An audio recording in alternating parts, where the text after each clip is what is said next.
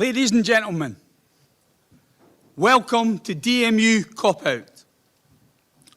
This conference, this event, has been organised against the backdrop of the COP26 event in Glasgow. It's been organised against the backdrop of unprecedented wildfires raging in California, in Spain, in Greece, and in other locations throughout the world. We've seen droughts, we've seen floods, we've seen violent storms. The world is in the throes of climate change of unprecedented proportions as far as the human race is concerned. And everybody who's come to this event is most welcome, because the more people that we can get to carry the banner of the stand against climate change, of the need to stop polluting our planet, the need to stop poisoning our planet, the better. And everybody who's here in this room today has shown that they have greater commitment than at least 3 of our world presidents. Because the presidents, the heads of state of Russia, of China, and of Brazil failed to make an appearance in Glasgow, despite the fact that these countries are amongst the worst polluters on the planet. We have a choice. We can continue to pursue profit. We can continue to act on the basis of greed, and we can continue to build the wealth of a few individuals whilst we destroy the planet. Or we can decide that this system needs to go. All of the climate change, all of the global warming since 1950 can be put at the door of human activity. And of course, there are those who would love to detract from the real culprits. Of course, we all have a role to play in combating climate change. But your yogurt pots being rinsed out and put in the recycling aren't going to have the impact that we need in terms of preventing rises in the world's temperatures. It is the economic activity of the huge corporations that need to be reined in. We need to look at a better way. And the good news that's come out of COP26 is that the financial institutions, the banks, and the other financial companies have decided that they can get together and demand more ethical production, that they can demand more ethical investments, that they can channel the $130 trillion that's needed into a greener economy. The problem I have is this is the same bankers, the same financiers who brought the world economy to its knees in 2008 on the basis of practices that are near corrupt. Some of their ilk are spending time or spent time in jail in Iceland. Some of us think there's a few others who should have been there alongside them. Yet we have to put our hopes in these people. We have to put our hopes in the likes of Jeff Bezos and Richard Branson and Elon Musk, the billionaires who control the world economy. And yet at the same time, these same people are busy playing at being spacemen. They are busy using their resources to develop space tourism. One spacecraft pollutes 300 times more than a jumbo jet. One spacecraft for 5 people than a jumbo jet for hundreds. And these people want to promote more and more of this kind of thing. We need a better way. We need a better system. We need a society that's based around people's needs and the needs of the planet, rather than based on profit and based on greed. How can we trust these industrialists? There are going to be all kinds of suggestions put forward as to how we can change the way we do things. It's been mooted in the past that what we should do is produce licenses so that people can restrict their pollution to these licenses. But of course, they also talk about a market for these licenses.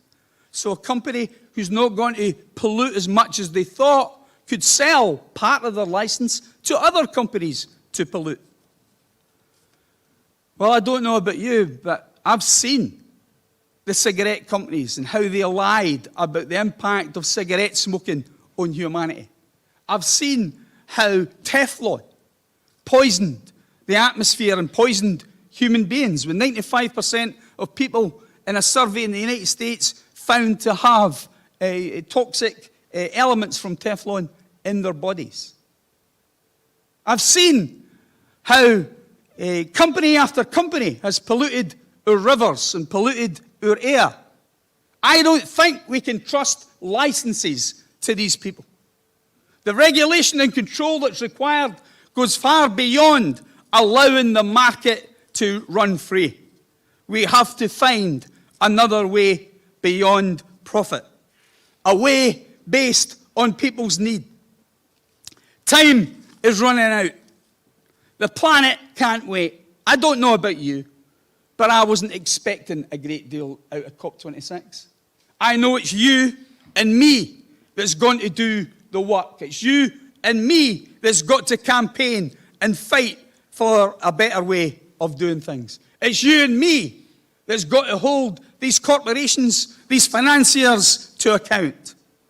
It's you and me that's got to hold the world leaders to account. And that is what this conference is all about. It's your chance to have your say, to put your ideas on the agenda and to try and make a difference. We've got to turn this around, and we've got to do it as quickly as possible. For the sake of our children and our children's children, we have to make a stand now. And on that basis, I welcome you to this conference. Before we move to the keynote speech by Mark Lemon, I just want to say one or two things about what today will involve. We've got a range of different presentations and workshops that are being put forward, and I don't intend to go through the agenda at this stage because it is rather hefty. What I intend to do is to announce each part as it comes along. So first, we will be having, as I've said, Mark Lemon from the Institute of Sustainable Development here at DMU, who will do the keynote speech. We will then have Søren Epler from Denmark, who will be performing a song, If You Want to Change the World. And we will then move to various workshop sessions. Rather, there will be academic papers being presented in different rooms. So we'll have a paper on young people and climate change, heroes, villains, or victims, which will be in the blue room. There will be an academic paper on teleworking, has the shift to remote working reduced carbon emissions. There will be a people's library on deforestation, so a human library. And then there will be a paper on fiddling while the planet burns in the red room. I'll make these announcements again after Mark Lemon has done his speech. So I'll now call upon Mark to come forward and take the rostrum.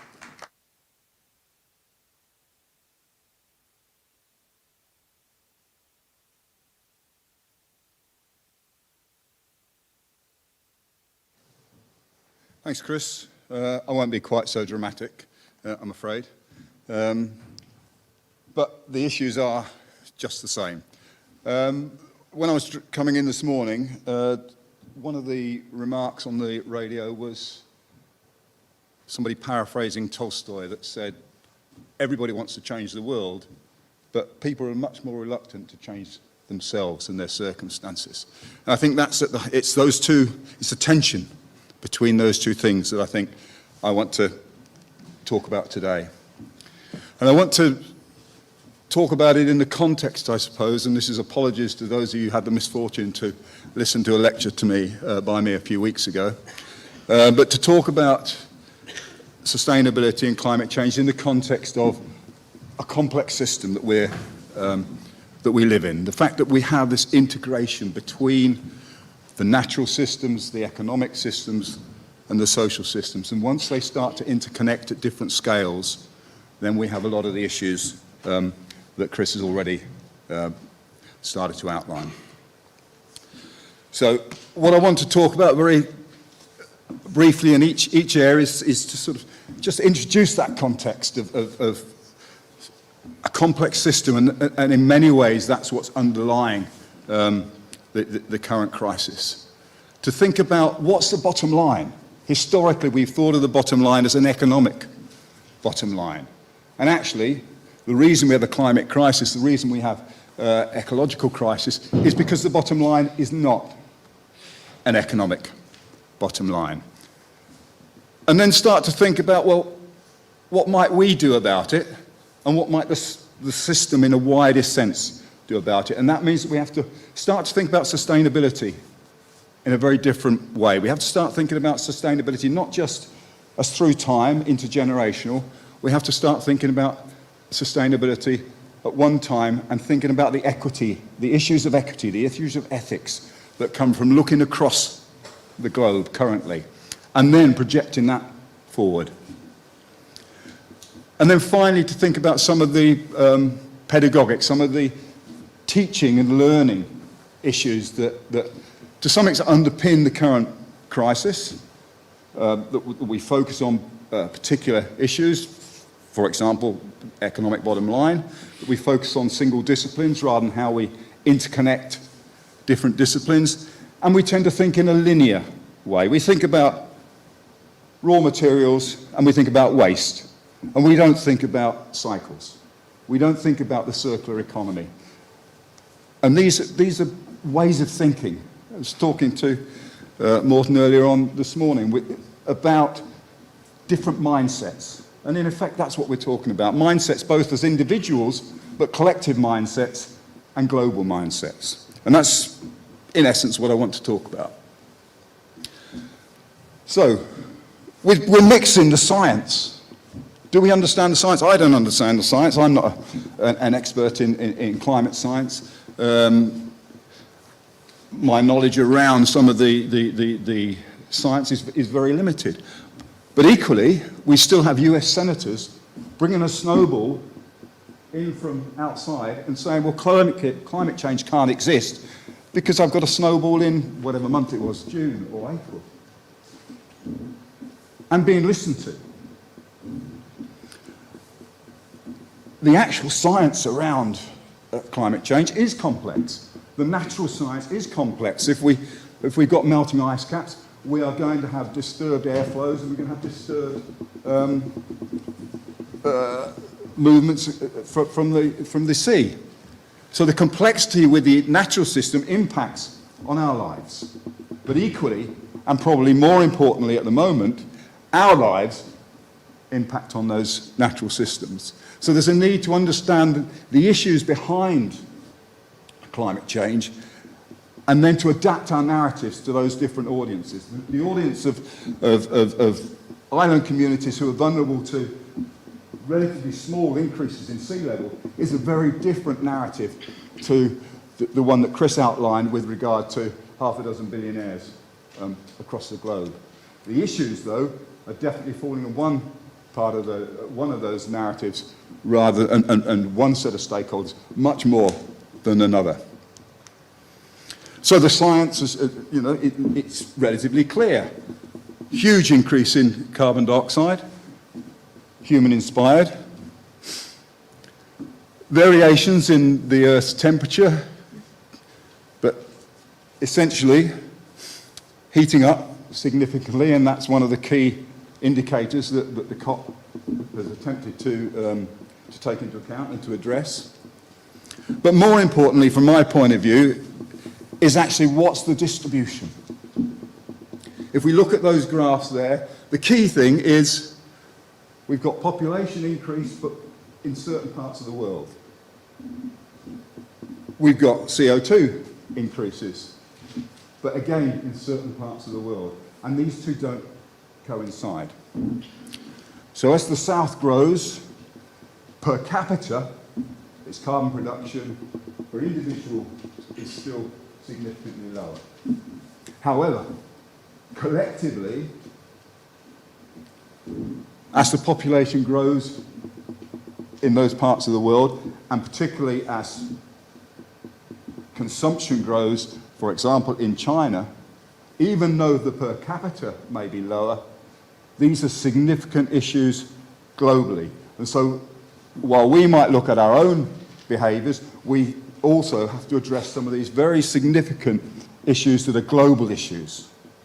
And that COP, the three presidents that Chris mentioned, particularly from China, how do we, in the developed world, or the North, who have been behind a lot of this climate change, who are responsible for a lot of this change, how do we actually justify a narrative that says other parts of the globe don't have those opportunities into the future?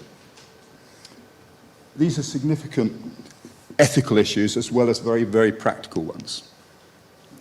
And what that means is if we look at Brundtland, essentially Brundtland is really a take on sustainable development that focuses on time, and understandably it focuses on intergenerational aspects of sustainability.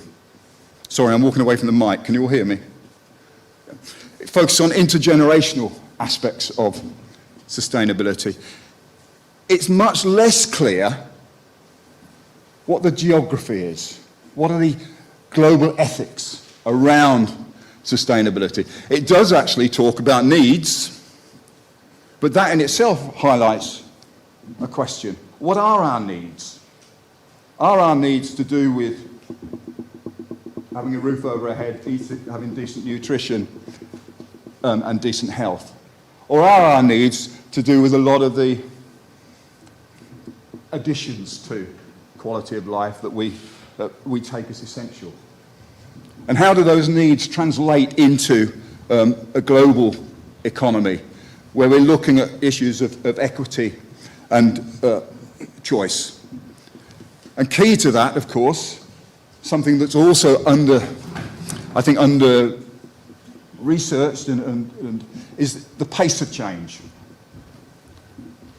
So we're not just talking about a nice steady increase. We've got the uncertainties of a complex, we've got the uncertainties of a complex system that moves from nice steady state increase, but then very rapid increases and reductions. And how do we manage that uncertainty of natural change? So one of the things that we're really looking at is not just sustainability through time, but we're looking at the space and the geography which underpins contemporary equity. And what do we do? What do our governments do? What do large corporations do? Which allow us to take a different approach through time, but a different approach to these contemporary issues. So we live in a world where it's quite old data, but somebody in an industrialized country consumes as much in 6 months as an Indian villager consumes in a lifetime. Now that Indian villager may well be increasing their consumption, but it's certainly not going to level it out. So those issues of equity are significant. We need to measure the physical basis of industrial economies. We need to think about the supply chains that underpin that difference, that inequitable difference in consumption. So if production is going to increase by 400, but equally the population is going to increase significantly, but it's not going to increase significantly at the same pace across the globe. It's going to be in one part of the globe, which actually isn't that part of the globe that is consuming the most. However, overall, of course, consumption is rising. Even if our consumption might be levelling off, I suspect it's not. But globally, these are issues we have to take into account. And we have to start thinking about the contemporary issues as well as the longer-term temporal ones. So just an example, this, again, apologies to the students who will have seen this. The water is an issue. The extent is an issue. But the key point that I want to raise is not just how much water is taken to generate that type of product, but the key point is whose water is it? Whose water is the 3,000 litres from a kilo of rice that we are consuming? Whose water is the 140 litres for a cup of coffee? Whose water is the 15,000 litres for a kilo of beef? Generally, and it's not our water, it's not our carbon that's being produced, it's us who's consuming it. And if we then think of our cup of coffee, you know, quite often, how much goes into a cup of coffee? People will say, well, about a cup of water. But actually, a lot of this production is taken where people's natural resources are restricted. And even if we take the current move towards renewables, electric cars, for example, it's still reliant upon natural resource from other parts of the globe, quite often mined by people who are underpaid, working in dangerous conditions, and utilising non-renewable resources. So even the move towards a greener economy has a lot of these considerations that we have to take into account. On top of that, what are the other issues? If we just take the beef issue, methane, significant greenhouse gas, much more problematic even than carbon. Deforestation as a result of a growing demand for meat, a growing global demand for meat. Even while plant-based diets might be increasing here, globally, of course, that's not the case. And what do the animals consume? Often they consume staple diets, cereals from that local populations could be consuming. So another example of a complex system where these things are not quite as straightforward as one would think. And that's because ultimately we have limits to growth. So Treaty of Rome, 50 years ago now, where we're looking at those issues that I've just been talking about, food per capita, population change, industrial output per capita, and how different they are across the globe. But actually, my question here is, what are we trying to grow? I personally am not against growth. Growth isn't a concept that bothers me. It's where our emphasis lies and what we're trying to grow. So we have the basis of this complex system, which is this approach to sustainability with a triple bottom line. But more interestingly, I think, is to think about what that bottom line is. And that bottom line is nicely expressed in the 5 capitals model. It's nicely expressed as natural capital. If we screw up natural capital, it doesn't matter how ambitious we are about generating profit, if we don't have natural capital, we certainly don't generate a profit. But more importantly, we don't grow human capital and social capital, which actually we should be. That should be our focus. How do we grow well-being? How do we grow education? How do we grow health and nutrition? Much of that is generated on the basis of growing and sustaining and maintaining natural capital rather than undermining it. Excuse the pun. So again, when we start to think about these complex systems, we start thinking about interconnectivities, and we start thinking about supply chains. Chris mentioned the yogurt pot going around. Of course, that's perfectly legitimate, but actually, this isn't the best example, but we could say where the production there is in the USA, the production could just as easily be in the Far East, in the Indian subcontinent, where we know large populations are working in substandard conditions for substandard pay, and yet we are consuming that product, and companies in the north are actually generating profits through that production. So we're not just talking about what I've mentioned earlier, virtual water or virtual carbon, embedded carbon. We're actually talking about human capital and issues that relate to human well-being in different parts of the world that are based upon our consumption. So how can we start to look at some of these things? I've mentioned before, mindset-wise, we start by changing from a linear approach to these issues to a circular approach. We start thinking about the waste or the output from one process becomes the input, either into the same process through reuse, or it becomes the input into a new process. And how do we maximize that potential? The example I've put in is an old one there from Denmark, where we're starting to look at an integrated, symbiotic approach to production, where the output from one process becomes the input to another process. How do we replicate that? But equally, how do we replicate that in our own lifestyle? So we're talking again about these issues of scale, where we move from individual decisions up to more collective decisions, up to decisions based at an industrial and global level.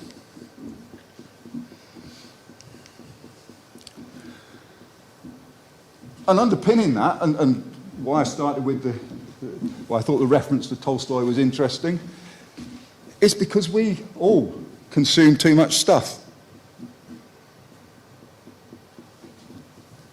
Whether that be our T-shirts, whether it be the range of foodstuffs, it's this continuous drive to consume that actually underpins and which we have to take some responsibility for. People, of course, organisations, entrepreneurs are making significant amounts of money out of it, and they're encouraging us, of course, to consume more and to keep consuming more and more stuff. But actually, when we look back and see what the impact that might have globally, we have to take some responsibility for how we consume, as well as how others consume. And one indicator of complexity that we have to take into account is, even if we're adapting to a much more sustainable lifestyle, there are issues that are counterintuitive. The example of the snowball in the Senate was a counterintuitive example. We know that we have extreme events, and there's quite a lot of those extreme events are to do with cold spells and cold snaps. It's counterintuitive to global warming, which is why climate change is a better term. But equally, even within our own decisions, whereby we might start to look to perhaps insulate the house, currently very topical, maybe buy cars that either consume less petrol or are based on renewables, a whole range of technologies that are more energy efficient and thereby cheaper quite often. What do we spend the difference on? Does that just go into a bank account and we just leave it? Almost inevitably, the difference is going to be spent on something that's going to generate carbon and is going to contribute to the ongoing climate change. So again, these decisions are not quite so straightforward. So this whole concept of the rebound effect, it's often very simplistic. You save some money by renewables and you go and fly somewhere. It's not quite as straightforward as that, obviously, but I think it's a reasonable example, albeit exaggerated, of the complexity, even of making the right decisions. So even making the right decisions, once we scale up, is problematic. So within an educational perspective, I would argue that not only that we don't know what the future holds, which we don't, but we need to start thinking about how do we avoid unsustainable futures rather than chase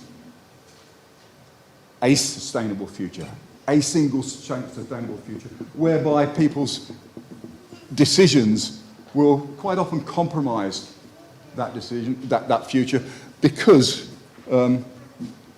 they might lead to sort of counterintuitive outcomes. So we need to think about how do we generate adaptive capability, both in our own lives, but at greater scales. And I would say within that, we need to think about issues of redundancy. How do we make sure that we have that adaptive capacity based upon the generation of, whether it be income, whether it be resource, that we might not need in the future, but is there to help us adapt to these significant changes. I'm going to whip through these, but this is often reinforced by the way we teach and the way we learn. We teach in terms of single disciplines. We don't teach about how we interconnect and how we integrate those disciplines. And we quite often base it upon a sort of crude economic analysis that says we'll look at something, but actually we're going to bound what we're looking at and we're going to take everything else as equal.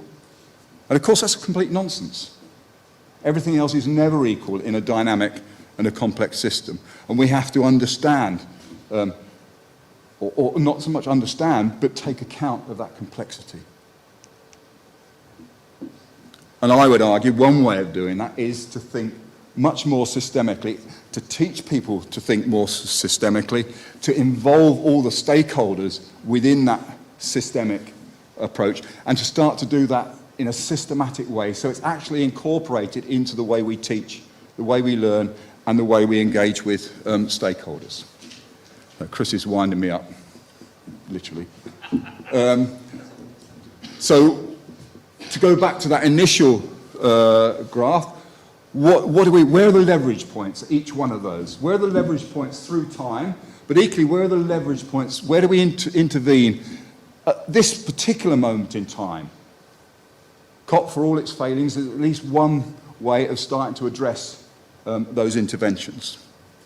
So in summary, climate change is both a complex system and indicative one. How do we consume less stuff as a part of avoiding unsustainable futures? What's the basis for that adaptive capacity? How do we build that adaptive capacity, not only into our own lifestyles, but into the economy? And I would argue one way of that, of doing so, is to change those mindsets and to help people think systemically.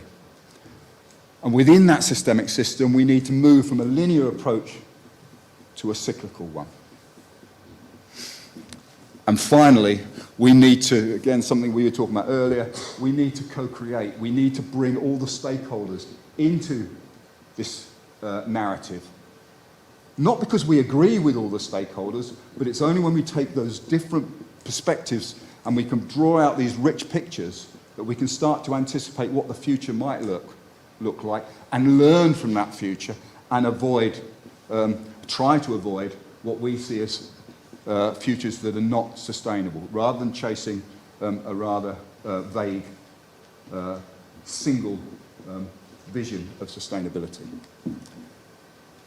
Okay, sorry Chris, I ran over a bit, but thanks for your time.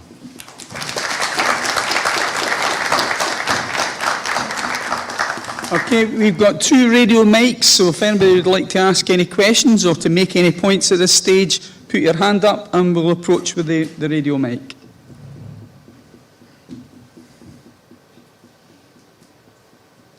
Stunned into silence. You're just too good, Mark. That's what it is. Cal? So what would you summarise as the personal decisions we need to make to be more sustainable in our everyday lives? Sorry, can you shout it again? So what are the kind of decisions and alterations you say we need to make on our individual personal lives? Like you mentioned plant-based diet, for example. I mean, that's a good question, and it's one that we've all got to answer ourselves. My personal view is, years ago, my daughter was about 8, and she came back from doing all young kids were doing a carbon footprint. And she had to do a carbon footprint for the whole family. And drew a little graph of her, right down there, my sons, not much bigger, my wife, pretty low, and me. I was the only person who ever banged on about carbon, who ever banged on about sustainability, and I just flown to Japan, China, for work, you know, valid trips, apparently. So that from a personal point of view, the starting point is saying, right, we need to manage our own carbon. We need, you know, the trip to Japan and actually the trip to China were not necessary. I could have done both of those just as well virtually, but I went. Okay, so to some extent that was a difficult decision. It would have been difficult to say I'm not going, but actually that's a personal choice. Also, it needs to be reinforced by the university. At the other end of the scale, let's not turn the heating up. Let's put a slightly thicker jump on and get used to perhaps wearing slightly more clothes and not continuously buying new ones.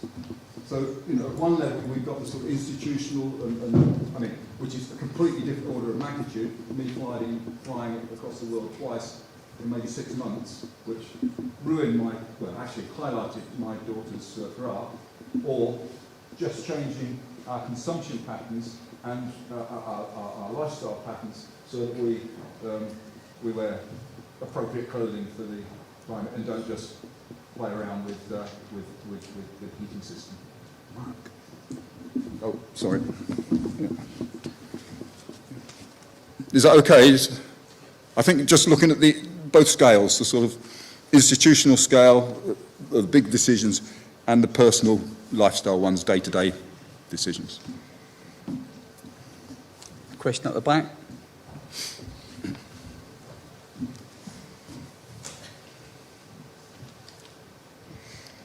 Thanks, Mark. You've raised lots of really important issues. I was just really interested in what you said about pedagogy for complexity and whether you might just say something briefly about assessment. Lots of us are on 3-year cycles when we're studying. I'm second year of my PhD, so really thinking about the end and focus. It's quite a challenge to think system-wide in that time frame. I mean, from a PhD point of view, I'm in a bit more comfortable ground because I am at least used to supervising. I think a lot of that, from a pedagogic point of view, is how you frame the problem, and then at the end of the PhD, or maybe a master's or undergraduate project, how you then summarize that problem. So it's locating the problem within the actual project itself. That could be quite highly specialized, you know, have a quite highly discipline-based approach. But I think if we've just got that and we haven't got a context for it, and we can't articulate that context or summarize that context and what our specialism might mean into the future, I think that's deficient. So that's the answer for a sort of disciplinary specialism. But I think more often, if you're looking at what I would call sort of real-world problems, you can't look at them from single disciplines. You have to look at them from integrating different disciplines. And one thing we're not good at is to generate the skills that help us to not only to integrate, but to what I would call transdisciplinary skills. And one of those is empathy. It's understanding who the stakeholders are and understanding what their particular approaches are. And then within that, being able to sort of model these futures that I talked about. And then working that back into our own studies. I mean, I can go on about that for ages, but maybe we need to talk separately. Is there anybody else who'd like to ask a question? Hi. You say it's down to us to figure things out and make the change, but singularly, how do we engage those who don't want to listen? Yeah, I don't think it's just down to us. I mean, I think you're right. We have to take responsibility for ourselves. We have to take responsibility for our own actions. How do we engage those who don't want to? That's a really tricky one. I think there's definitely carrot and stick. So one is penalty, is to penalise people who don't engage, whether they're personal carbon budgets or what have you. I think the other possibility is to use, I can't remember what the term is now, people who have influence over those people. You know, I talked about my daughter earlier. So particularly sort of reversing the education process with regard to sort of a lot of these issues. We're learning so much now from your generation and younger who are persuading my generation, and if it's possible even older, to change their behaviours. So I think using influential, people who might influence either peers, but particularly people who have influence over individuals who might not be prepared to, or might be less willing to change their behaviours. I mean, it's a crude response, but I think that's the quickest way to impact change is to work with people who those people who don't want to change would listen to. It's not generally politicians and big business who they're going to listen to.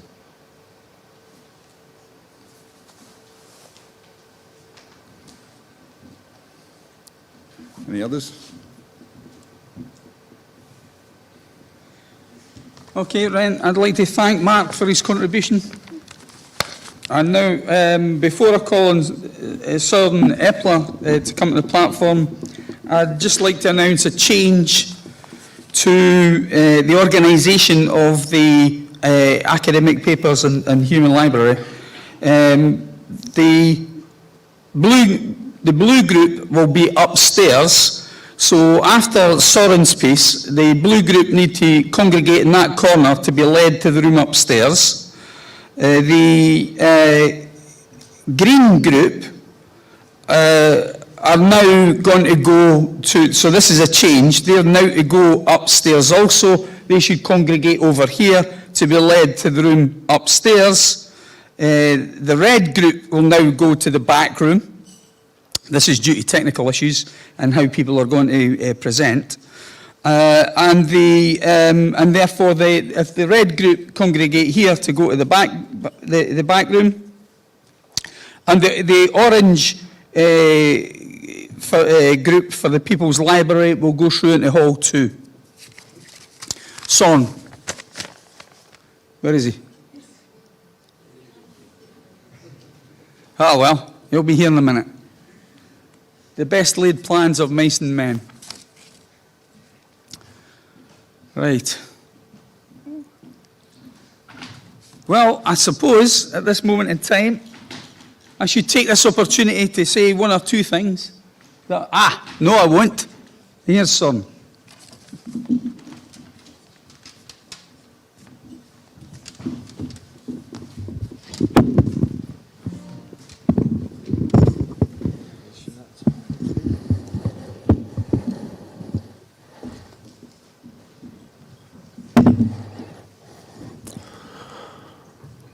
Hello, everybody.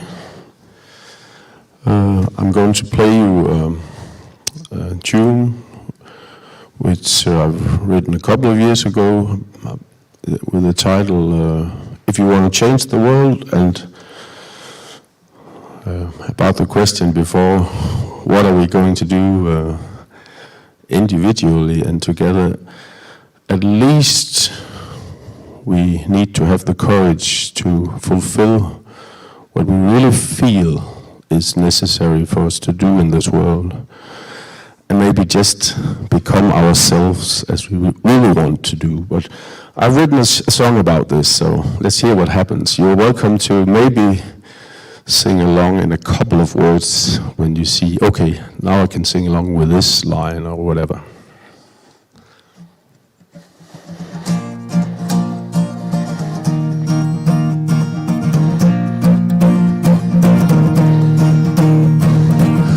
You should be just who you are if you want to change the world.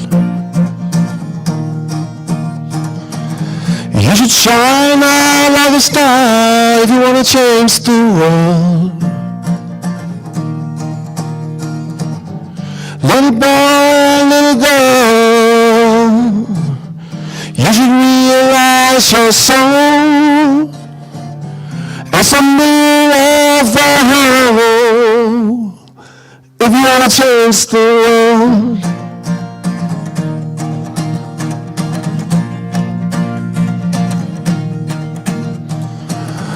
You should do what you're meant to do if you want to change the world. You should make your inner dream come true if you want to change the world. You should free your inner pearl, let it out and let it shine as a mirror in your mind if you want to change the world.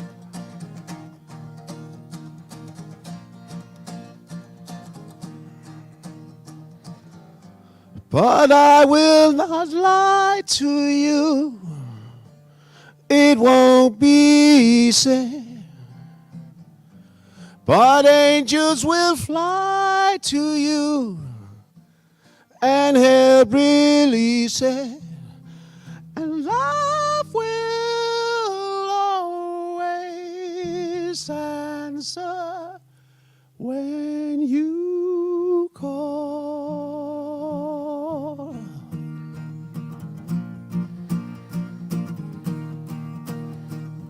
Love may always answer when you call.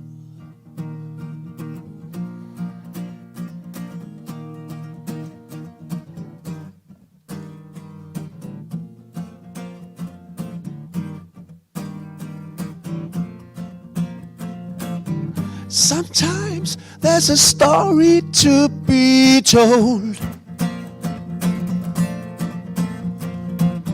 and sometimes it is further down the road. Sometimes there's a story to be told, and sometimes it is further down the road.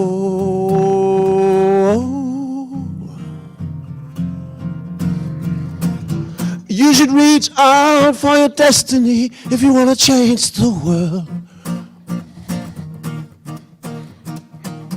You should live out who you want to be if you want to change the world. If you're a vagabond or earl, you should free your inner voice. Let the freedom be your choice. If you want to change the world, do do do do do do. If you want to change the world, do do do do do do do. If you want to change the world, you should treat blah, blah,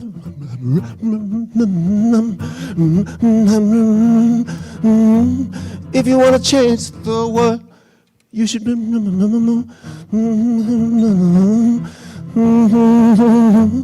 If you want to change the world,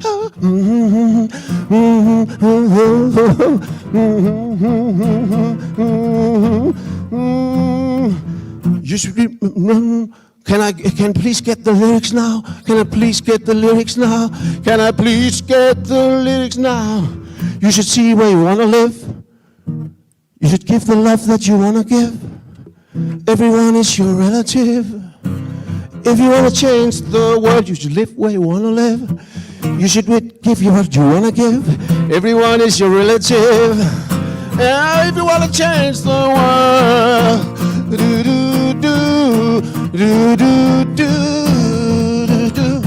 if you want to change the world, you should live where you want to live.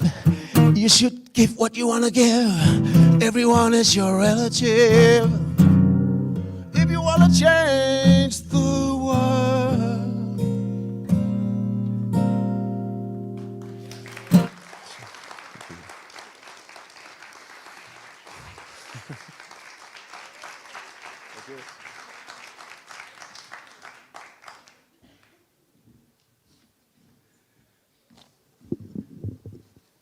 Ladies and gentlemen, I'd like to thank Søren for that contribution. I'd just like to point out that Søren's come all the way from Denmark for this event, so we're not going to let him get away with one song. Our plan is that after this event is to retire to a local hostelry where Søren can be convinced, hopefully, to give us a few more numbers at that event. We'll announce which local hostelry at lunchtime.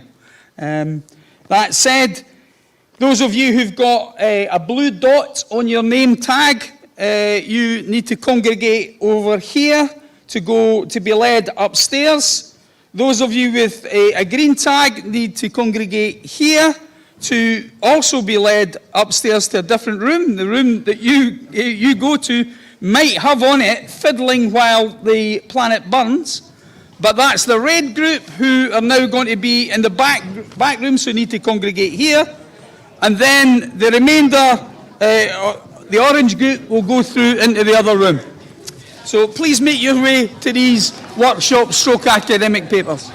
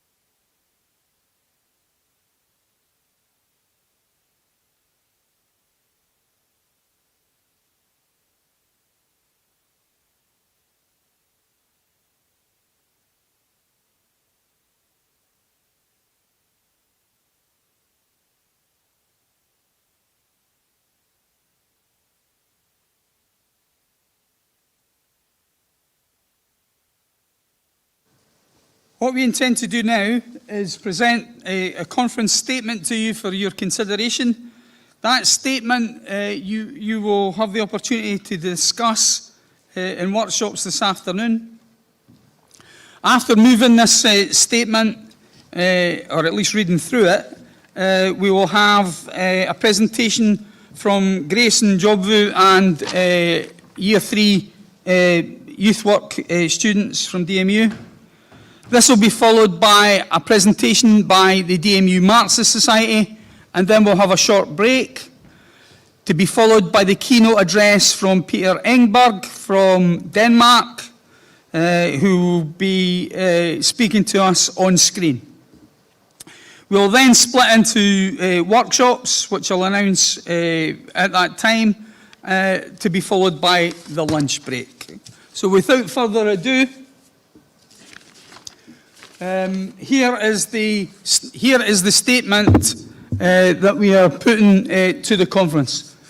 This conference recognises that the impact of climate change is already being felt around the world, with wildfires, floods, droughts, storms, and extreme heat waves affecting various sectors and regions.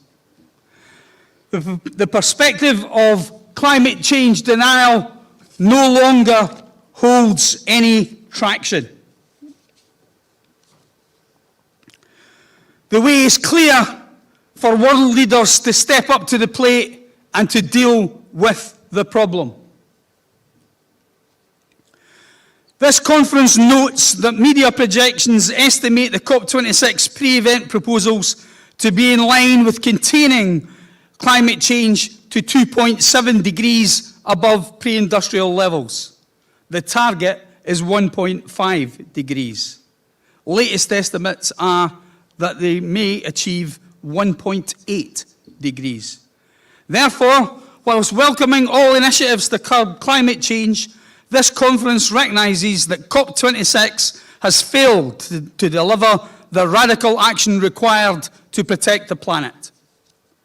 This conference further notes 84% of the world's primary energy consumption currently relies on fossil fuels. 100 companies can be traced as the main sources of 70% of greenhouse gas emissions in the world. China, currently responsible for 53% of world coal production, has announced increased reliance on fossil fuels until 2030, before aiming for net carbon zero by 2060. India has set a 2070 net carbon zero deadline. The presidents of the three main polluters, Brazil, Russia and China, didn't even attend COP26. Climate warming attribution studies suggest almost all climate change between 1950 and 2010 can be seen as due to human activity. In view of the foregoing and the historic record of COP events to fall short of the expectations of climate change activists and the general public, this conference rejects reliance on the traditional political and economic mechanisms of government and business to seriously and effectively address the problem of climate change. We believe that the profit motive is the key driver of productive forces which have polluted and continue to pollute our planet and our atmosphere. We believe calls to forgo profits or to temporarily suspend profit-making activities are likely to fall on deaf ears.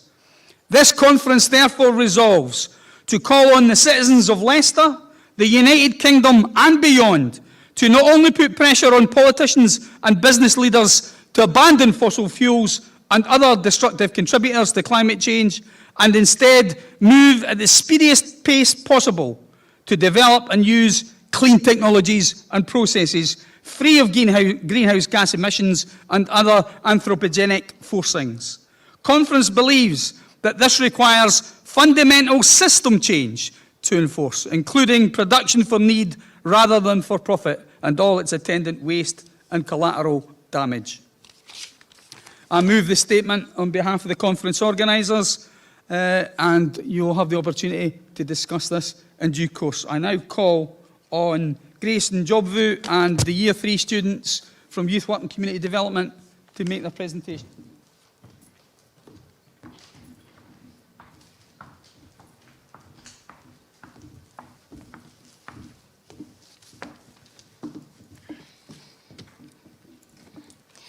Ladies and gentlemen, good morning.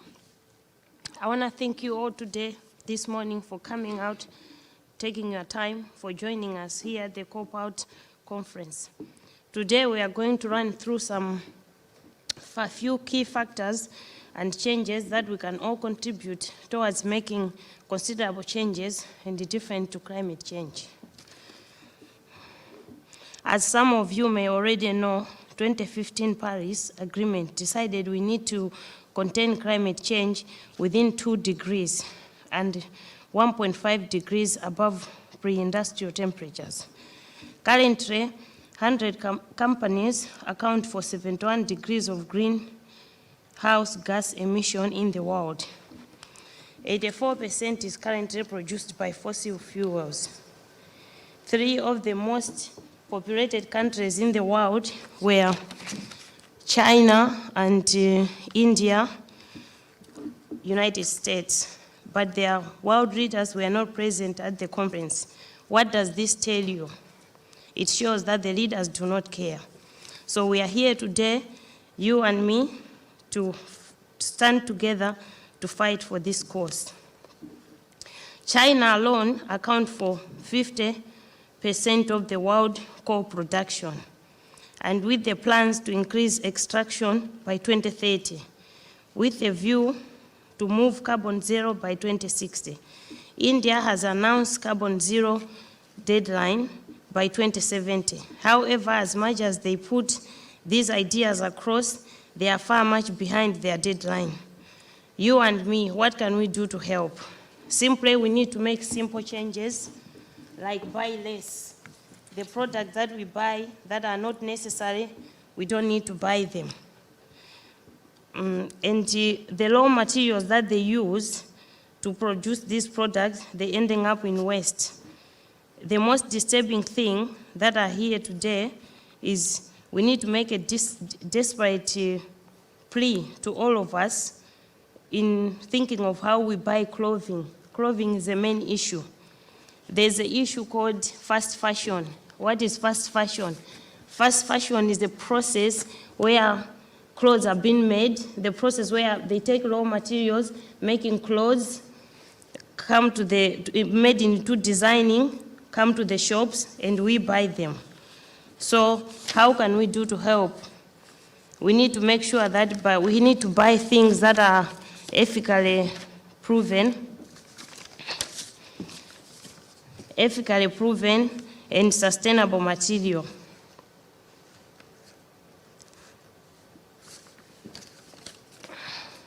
The rapid acceleration of fast fashion is being fueled by globalization.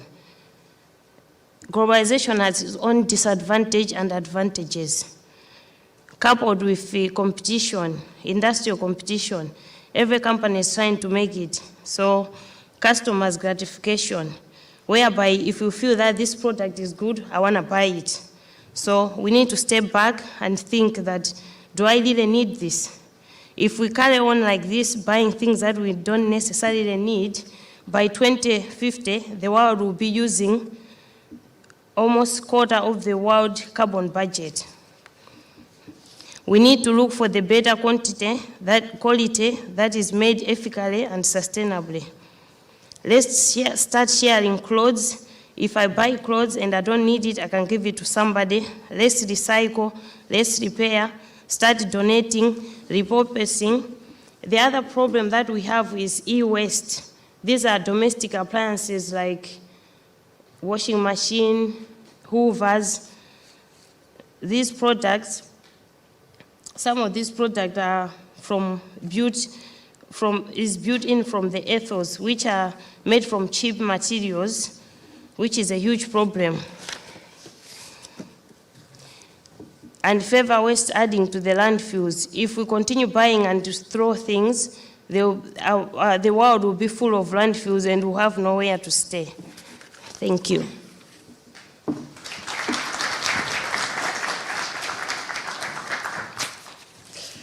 So a further key area in our lives we can make simple changes is in the way that we eat. Eating meat is a leading cause of habitat destruction, water consumption, pollution, deforestation and wildlife consumption. One of the most effective ways to reduce our carbon footprint is by eating more plant-based foods. Start considering where your food comes from when you're out shopping.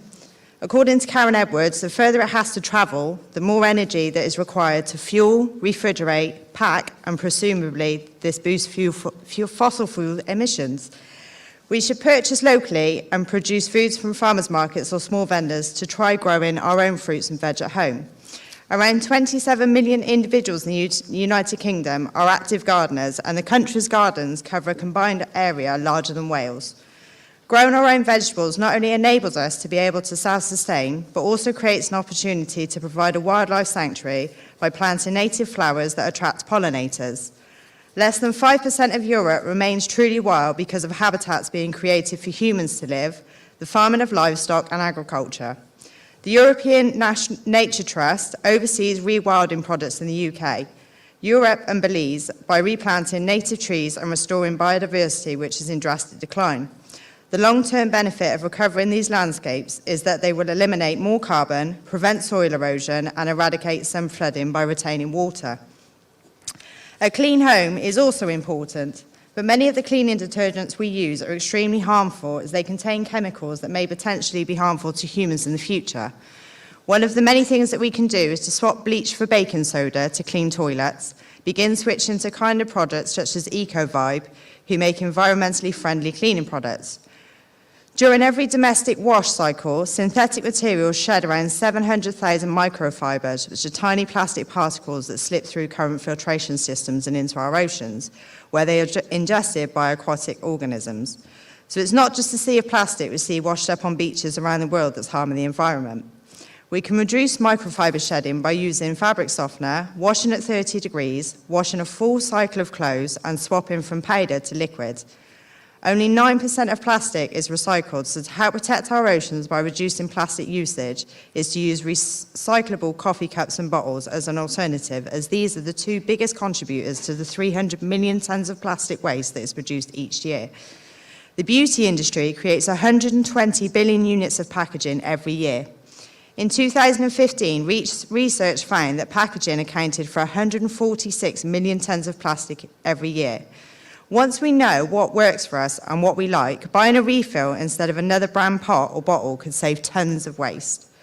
Look for brands that are working to reduce the numbers of their products going to waste or proactively working on sustainable packaging, so opting for cleansing bars instead of bottles, reusable razors and refillable natural deodorants will reduce your plastic use too. Mask wearing has also become a problem. While others have embraced mask wearing as part of their life, it's estimated that 129 billion face masks are used every month, along with 65 billion gloves. This overuse of plastic PPE waste has resulted in more non-recyclable rubbish that needs to be disposed of. Some of this will end up in our seas and oceans, whereas buying or making a washable face mask can stop this from happening. If we don't, 1,548 billion face masks and 780 billion gloves a year will end up in landfill, incinerated, or end up in our ocean.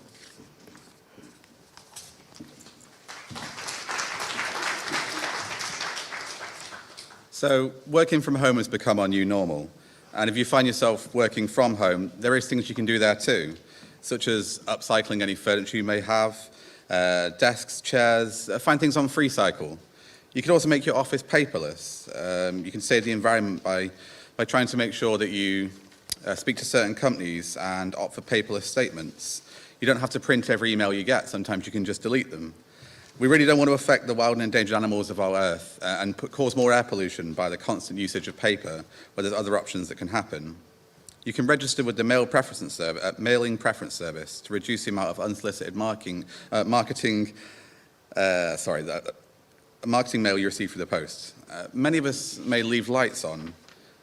22% of the UK's carbon emissions come from our homes directly, so we could consider switching over to green power companies such as Bulb, who are the highest rated company in the UK for energy and for green power.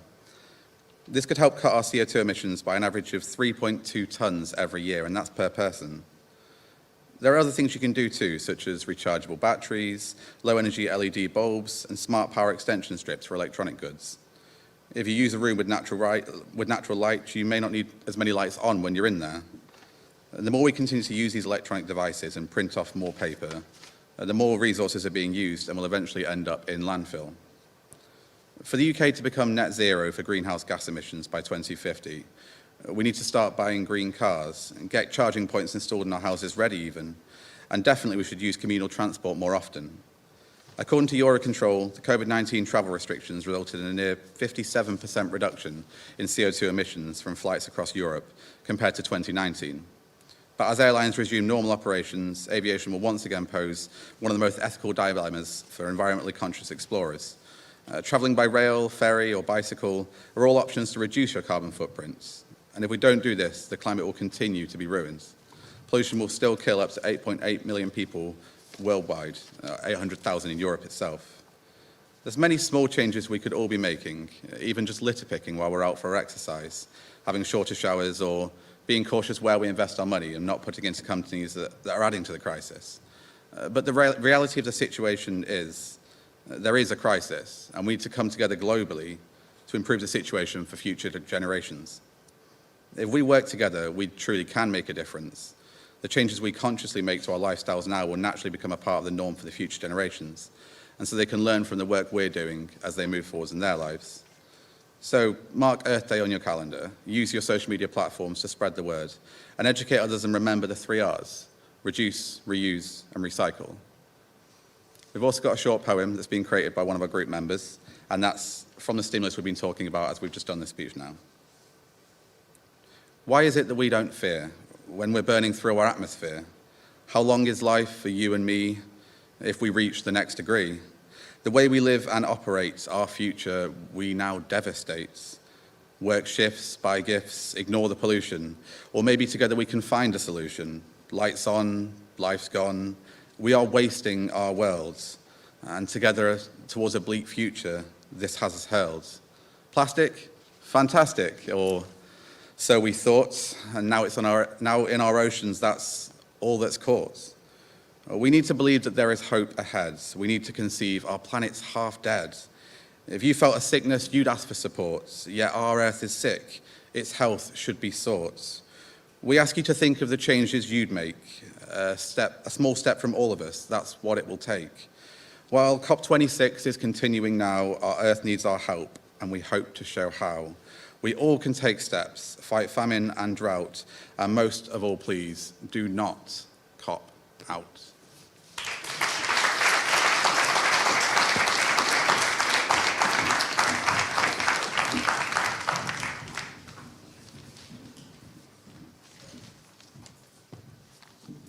I now call on the DMU Marxist Society to do their presentation.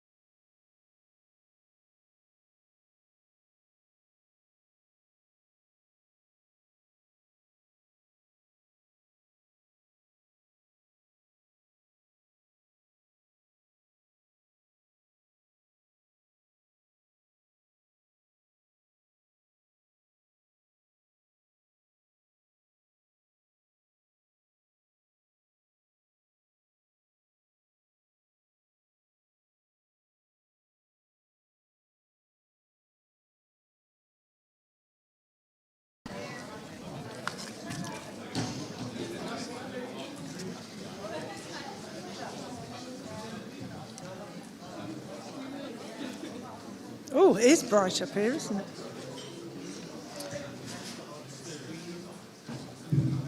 Okay, I think we need to make a start, don't we?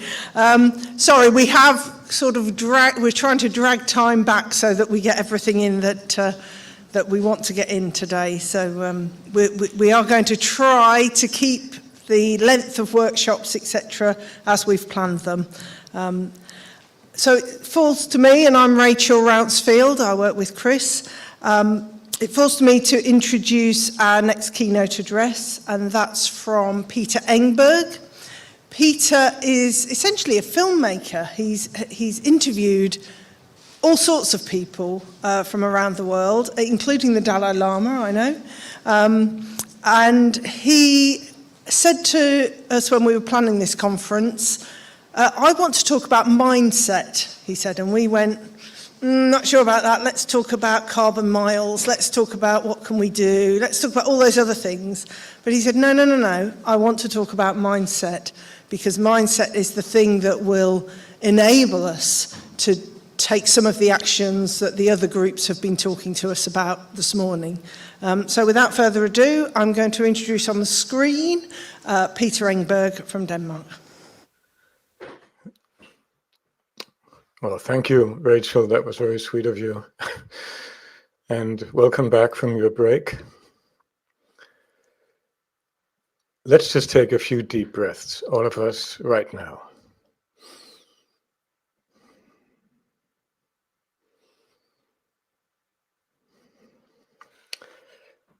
Considering that if we didn't have breath, we wouldn't be here, we wouldn't be alive, there would be nothing for us. So I'm Peter Engberg, and as Rachel said, I'm from Denmark. I have lived about 28 years in other cultures. I've been making films, I've studied psychology, I've worked as a photographer and writer and teacher and many things. And the underlying current in my life is life as a journey of discovery, moment by moment, including right now. I remember I made a film called The Countdown, where I asked people, what would you do if you had 1 minute left of your life right now, from now on? And I had invited different people. There was a mechanic who said he would have his last beer. There was a guy who would put water on the kettle for a cup of tea and feed his cat. And then there was John Cleese, who was in town that day. He had published a book called Families and How to Survive Them. And so he went for a walk, and I invited him into the studio. And then, so I said, okay, so if you had only 1 minute left of your life from now on, what would you do? And so he gave me this, I would call it a John Cleese look. And he said, I'd complain to the authorities. Now, of course, the authorities are not easily accessible. But the point of this story is that sooner or later, we will all run into that last breath. And so between that first breath and the last breath, what kind of painting are we painting? What is really going on? And so today I'm just going to invite you to take a closer look at the deeper levels of our situation today. The invitation is to simply become more and more conscious, not only of what's going on outside us, but also inside us. And for those of you who have touched upon quantum physics, you've heard that everything is connected. One particle, if you influence that, another particle 1,000 or 1,000,000 miles away will behave identical, non-locality, entanglement. And so we're all connected. And, wisdom keepers throughout the ages have talked about that, the web of life. And yes, there are climate changes, and yes, they're getting worse, and yes, there's also an inner climate that needs to change in us. So this was just a brief introduction. I'd like to just show a little 3-minute video called Connected, and then I'll be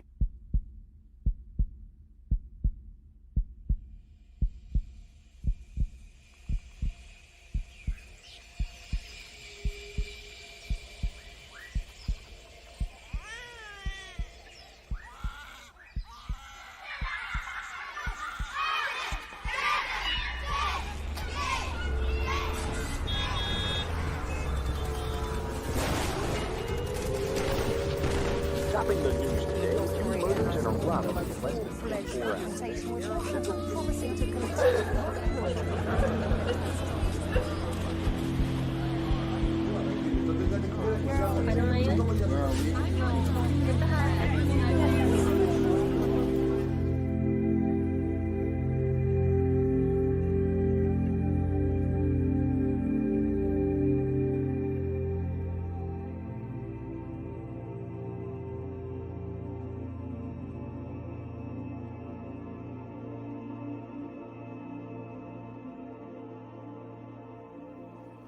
When I was in space, the most profound experience was to see this little planet from that distance, looking like about the size of a baseball out in front of you at arm's length.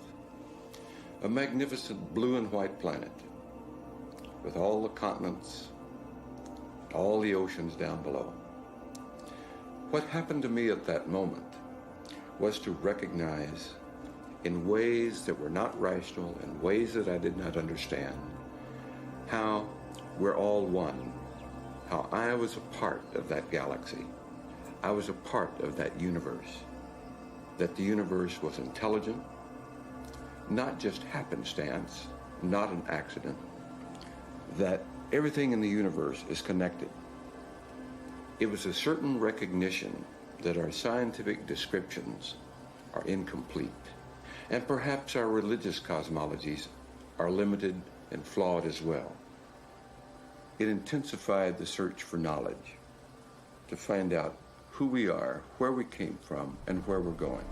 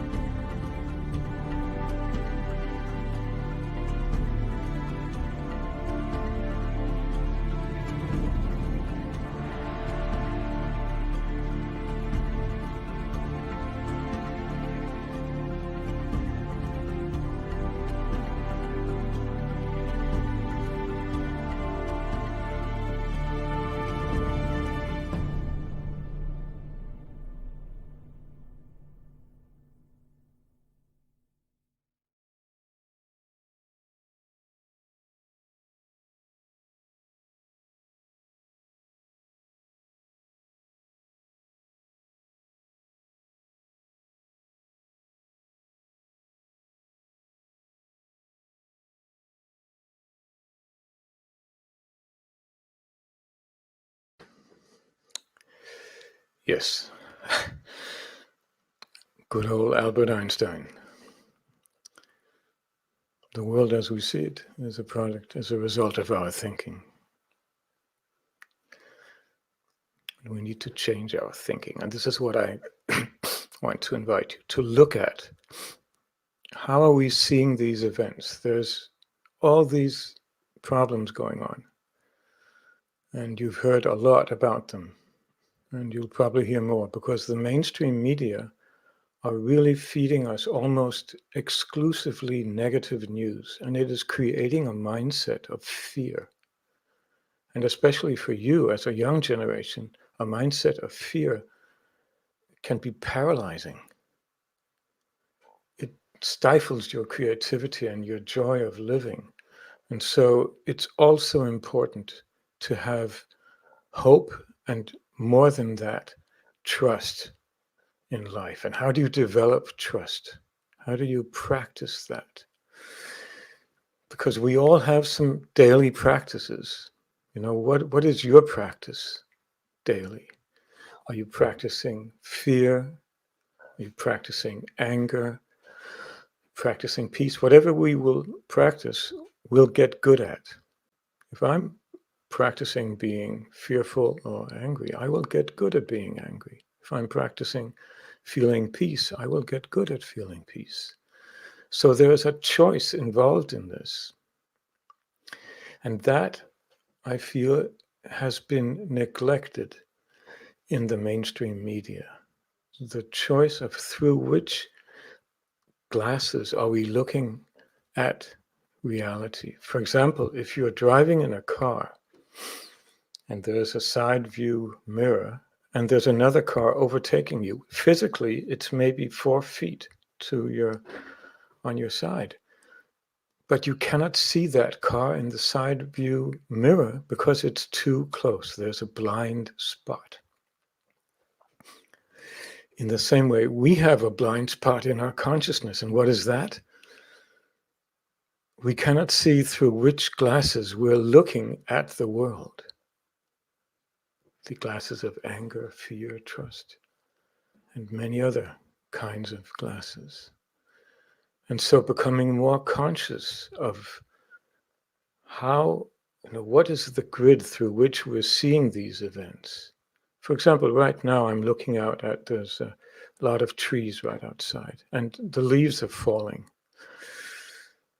Why are they falling? Because the trees are pulling their life force down into the root system to get ready for winter and spring. And as the trees are pulling the life force into the root system, into the mycelium, connecting all the trees, the leaves fall off and they're blowing in the winds of change. And I feel that in the same way, we as human beings need to let go of unsustainable beliefs and mindsets and ways of seeing the world and bring our energy to a deeper level than our thinking, to a core level, your heart or your essence, because we will need it. My sense is that, yes, there's a winter coming up and a spring, but right now we need all the life force and all the consciousness and awareness of who we really are and what we're a part of. We need as much of that as at all possible, which means that we don't want to have, 10,000 leaves of unsustainable and unnecessary thoughts hanging around us. We want to be able to live and to speak from that core in us that we all have, basically the core that is keeping us alive. Because then the world looks different, and when the world looks different, your actions will look different. You will be able to act with a greater strength, a greater clarity, and a greater sense of meaning. Because it's like the Titanic. If you're sitting on Titanic and it's 3 miles down, and some people are polishing this sign which says, "This ship cannot sink." Others are sitting, holding on to the tables and the chairs. That's not a very, you could say, creative stance. And so, inviting yourself to say that it's okay to also be aware of your own mindset so that you can become more clear about, all right, I'm going this direction. I'm not going in 10 directions at the same time. And you could say that if you look at your hand,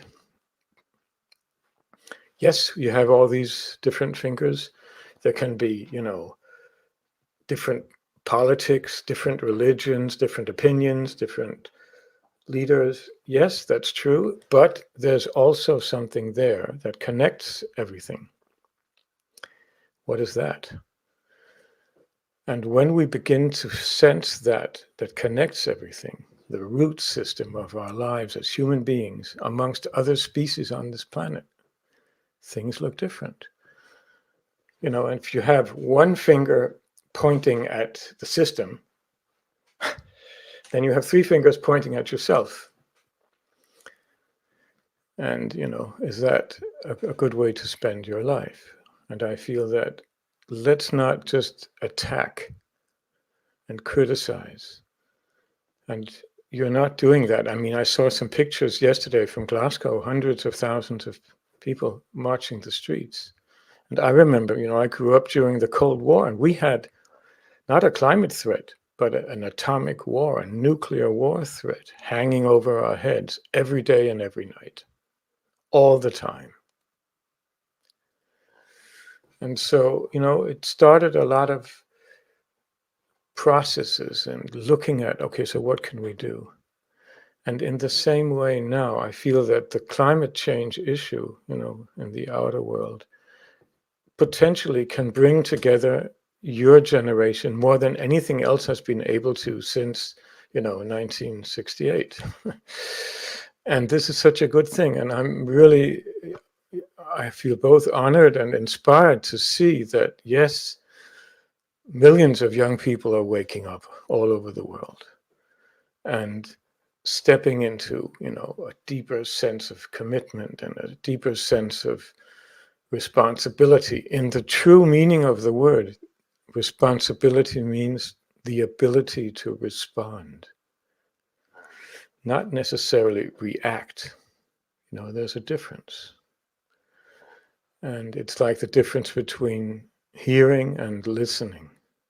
It's not the same. And so what I feel now is that it's time to wake up to a deeper level of who are we, where are we going, and become aware that we're all connected. You know, yes, we have very different lives and situations all over the world. I've, you know, been in Bhutan and the Amazon and Sahara. I first went to the Sahara when I was 17, and it changed my life. And I feel that, yes, let us wake up. And talking of waking up, just recently, and as I'm reminded, as Søren, the musician who was just playing, he was also on something called the Youth Island, which is an island that was originally a military installation outside Copenhagen. And it has been completely transformed into a peace island, into an island for youth. It's called the Youth Island. And there on the UN World Peace Day, we had an arrangement, an event where young people from all over the world came to look at how can we better practice peace in our own lives and in the world. And I'd like to show you a very short little quick clip from two of those people about waking up.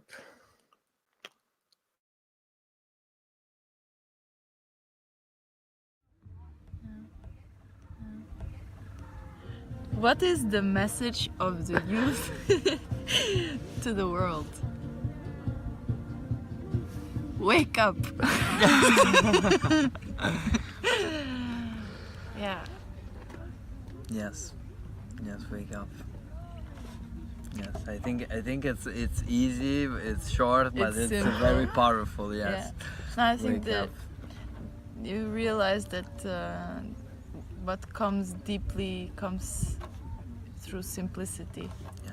Simplicity can have because in complexity people can get confused and lost, but as simple as breath, as simple as wake up, start to look around, start to look inside, raise questions, wake up, raise questions. Yeah. Why are things the way they are? As soon as you're sure about something, question it as well. and start from yourself. Yeah. Learn outside of the classroom. Because unfortunately, it's not yet in the classroom what we actually should learn. So It's not just there. it's not just there, but Experience. yeah. Experience on your own. Yes, yeah. experience-based learning.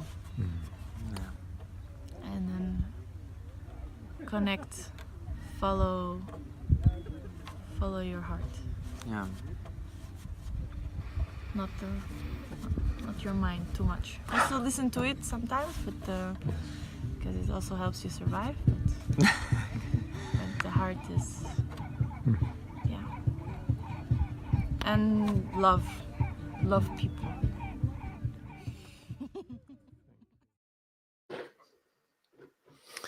Yes, those were two of the young people on the island.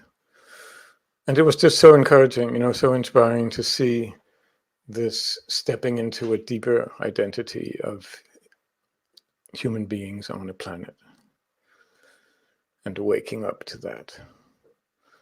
And I think that, you are, and we all are, really being invited to work together in ways that we have not seen before.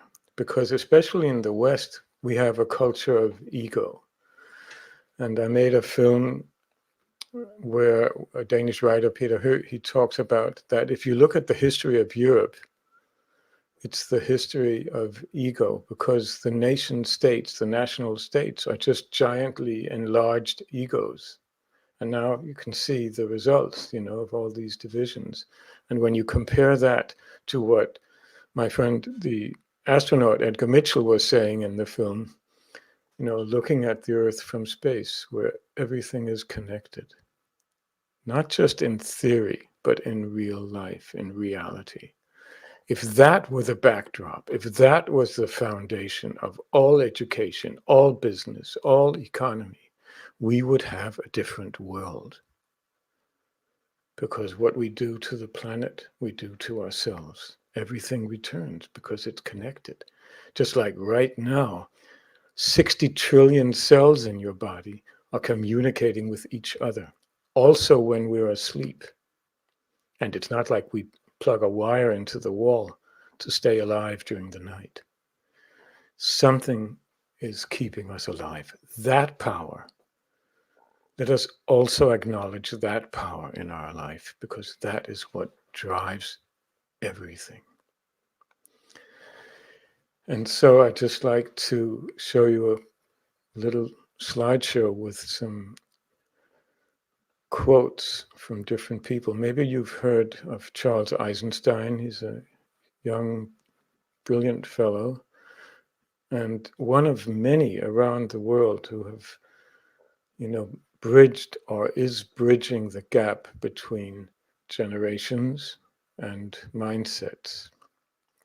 And another, of course, is the website called The Alternative in UK. I'm sure you know about it, but there's a lot of resources there. And also something called Humanity Rising, which every day now since the corona started has been having webinars about the most pressing issues related to creating a post-pandemic society. So, and just yesterday there was a whole webinar about regeneration. Regeneration. Not waste, but regeneration. Okay, so let's please see the slideshow.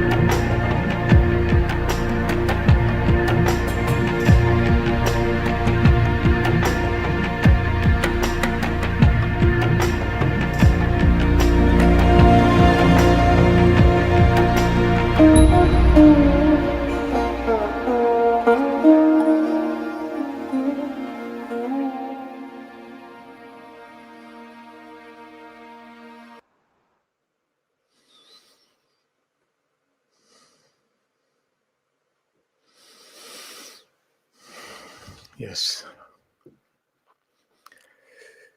Everything is connected, and I'm sure that you've felt it, maybe on occasion, that connection to something which is much bigger than our ideas and our thoughts. And that power, it can change your life more and more, because there's no limit. Like there's no limit to joy, there's no limit to creativity, there's no limit to meaning, there's no limit to empathy, to love. All of these things cannot be measured, and yet we have created society on the premises that if it cannot be measured, it's not real. And this is part of the mindset that we need to change, because the most important things in our life cannot be measured and weighed. And so you, as the young generation growing up now, you are the ones who have the capacity and the power to change that mindset which you have taken in from the media and elsewhere, and then just co-create a new mindset, a new way of seeing and living in the world. And you can do it because you're connected already. Something is breathing through you all, and me too, and everybody. Something is breathing through us right now. That power can change our lives. And we can become conscious of it, and then become instruments of a much greater power than any ideology, any idea, any mode of thinking, to become the instrument of life itself. To me, that's freedom. So thank you. I'm so happy you're here, really, because you have it in you.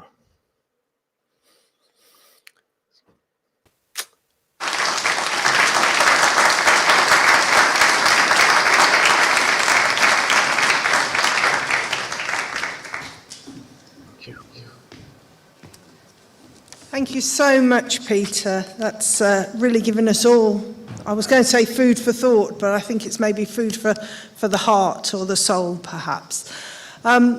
We're going to move on now, so thank you very much, Peter. We're going to move on to a presentation from Martin High School. We're really fortunate to have these young people from Martin High School performing for us today and presenting to us today. Immediately that they've finished, we're going to go into our workshops. If you've got a blue dot on, you'll be going upstairs. If you've got a red dot, you'll be going upstairs. If you've got a green dot, you'll be going to the back room, and we will have somebody to take you. And if you've got an orange dot, you'll be going into the hall on my left.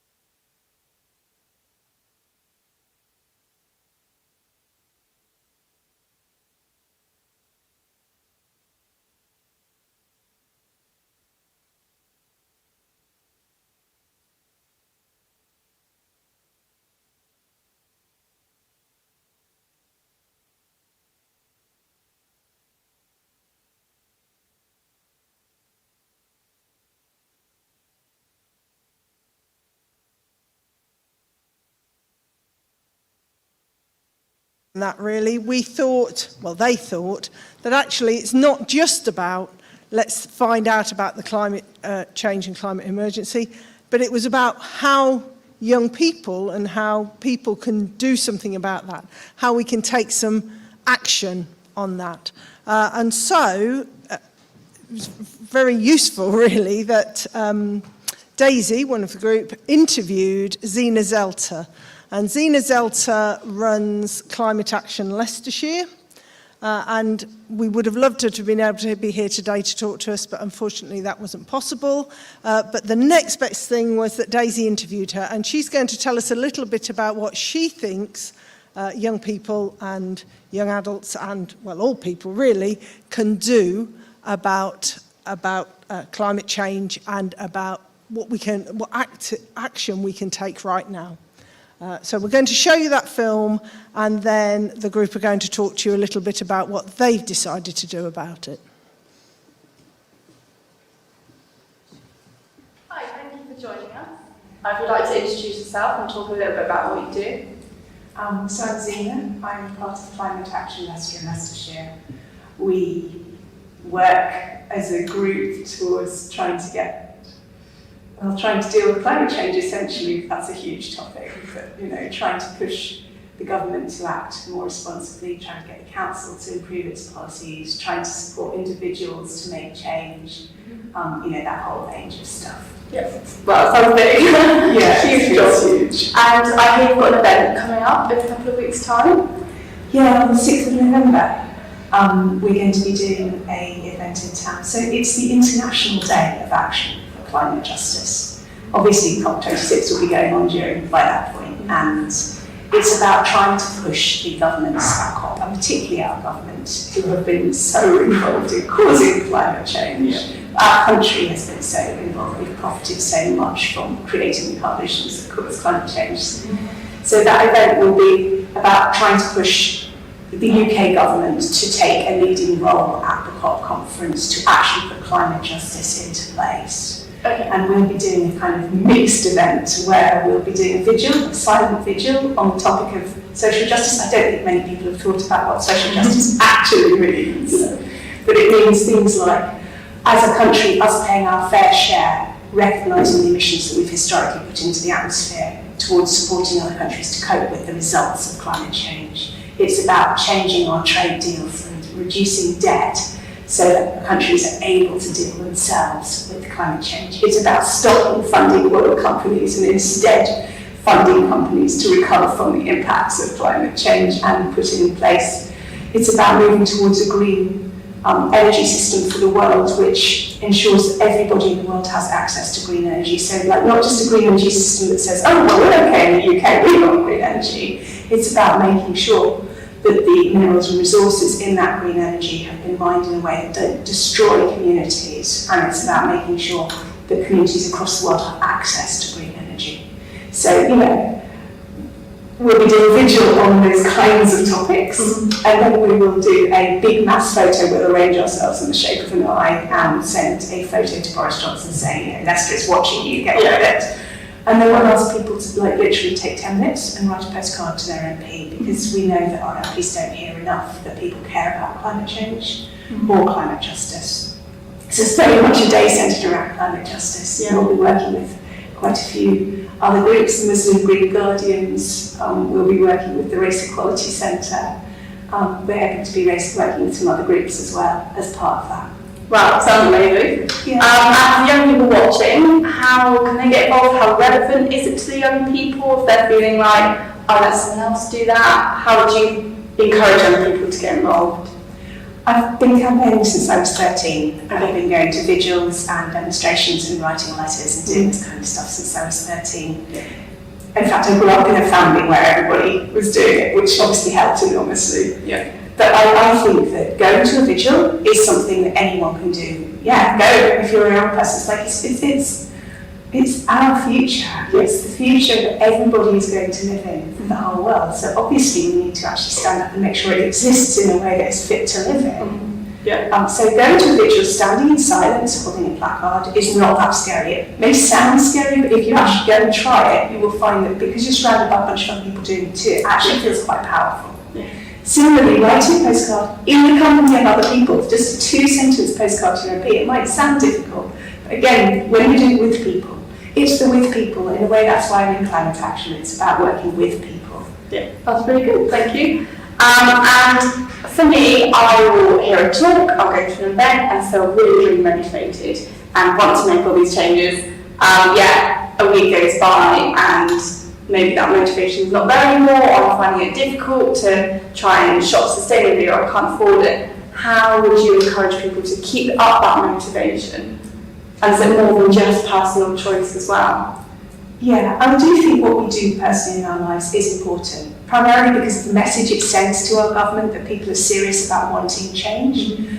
But what we need at this point, given the speed that we need change to happen out for the world in order to not go over 2 degrees, or preferably even over 1.5 degrees of warming, given the speed we need, what we have to have is systemic change. We have to have governments and rules and policies and corporations brought to account and acting responsibly.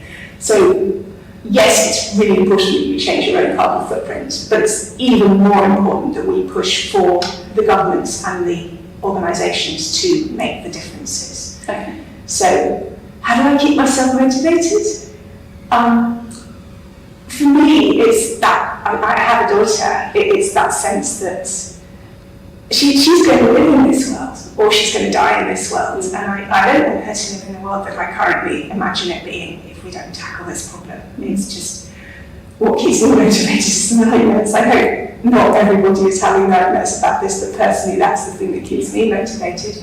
But the thing that makes it easier to keep going day by day is working with people, because when you sit down with people who care and you hang out with people who care, it makes it much, much easier. Yeah.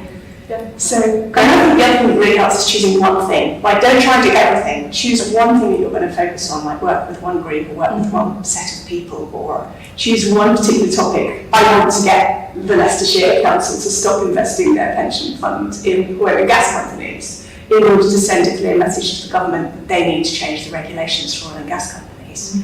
That might be your one topic, and then you might get involved in the climate action campaign on that. So I think choosing one thing and not letting yourself get overwhelmed, like support other people to do other things, but don't try and do everything. Do the things that are possible, and push yourself, but don't push yourself so hard you can't manage. Yeah. Amazing. Thank you so much for talking. Is there anything, one last point you'd like to tell young people who are watching today? It's your world that you're going to be living in, and you've been handed it in one hell of a mess, and you have a right to expect it to be changed.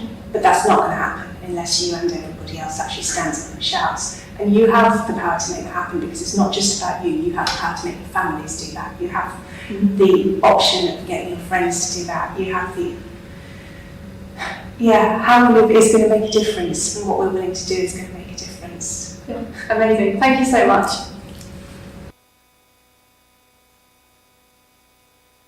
Is this on? Yeah, I think so. One thing we heard Zena say that we could do is write a postcard to our MP. So we've given you all a postcard each. You don't have to, this is your choice. But if you wanted to write 1 or 2 sentences to a brand, to a company, to an organisation or your local MP, just explaining why you're not happy with what they're doing about climate change, and then you'll give them back to us, and then we can send them over to them. We've done some examples as well, just to help you out.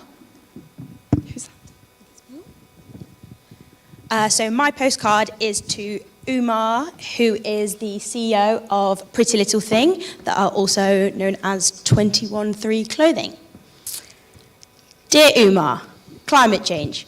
We all know what it is, so let's cut to the chase. Your lifestyle and company ethics play a huge part in this. All parcels can easily be transported in plastic bags. All next-day delivery options can be made more expensive to decrease demand. Materials can be recycled and are readily available. Yes, the Maldives are lovely, but Margate can also be a great day out. These are all feasible changes that can be made immediately by you. My email address is listed below if you'd like to discuss further. Thanks for saving my grandchildren. Ajada.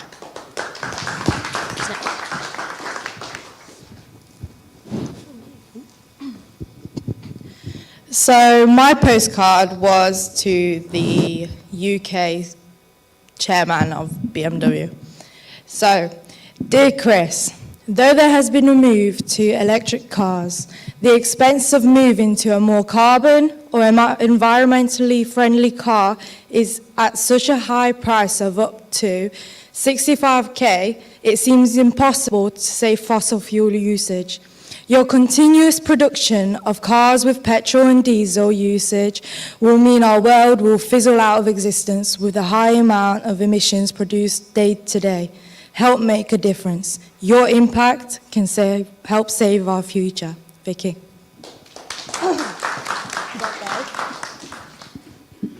Dear DMU, as a result of the COP conference held at the university, it has become known a meat diet impacts the environment negatively. De Montfort University's environmental management system aims to manage the organisation's environmental impacts. However, there are limited vegan options in your supermarket and very little encouragement to eat a plant-based diet. Your action should line up with your commitment. Daisy.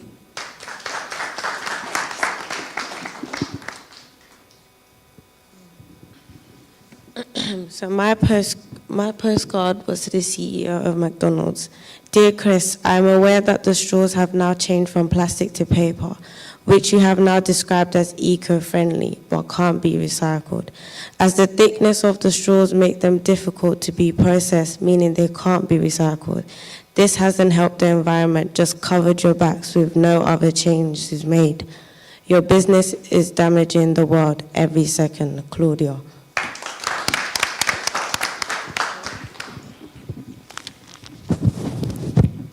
Dear Andy, greetings from Leicester. I'm writing to tell you to replace your cars and vans with electric vehicles, as bad air quality contributes towards thousands of premature deaths, which can easily be prevented. As the Amazon CEO, we are unhappy with your range of plastic packaging that cannot be recycled in the UK. There are many other materials such as plant-based plastics, palm leaves and seaweed water bottles that you could turn to.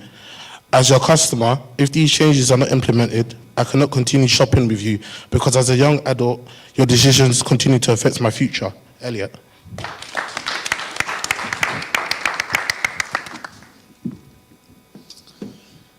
Dear Taiwo, COP26 has included a lot about what can be done on a global scale, but what about on a local level? Coventry was one of the first cities to produce a climate change strategy with a plan to reduce CO2 emissions by 27.5% by 2020. This was achieved in 2014, 6 years earlier than expected, and actually only took 2 years. Since then, Coventry Council adapted a new plan in 2017. Has COVID, however, pushed that plan back? What steps have been done to ensure these targets can still be met? What changes do you personally want to see, and what are you doing to achieve it? Thanks, Chris.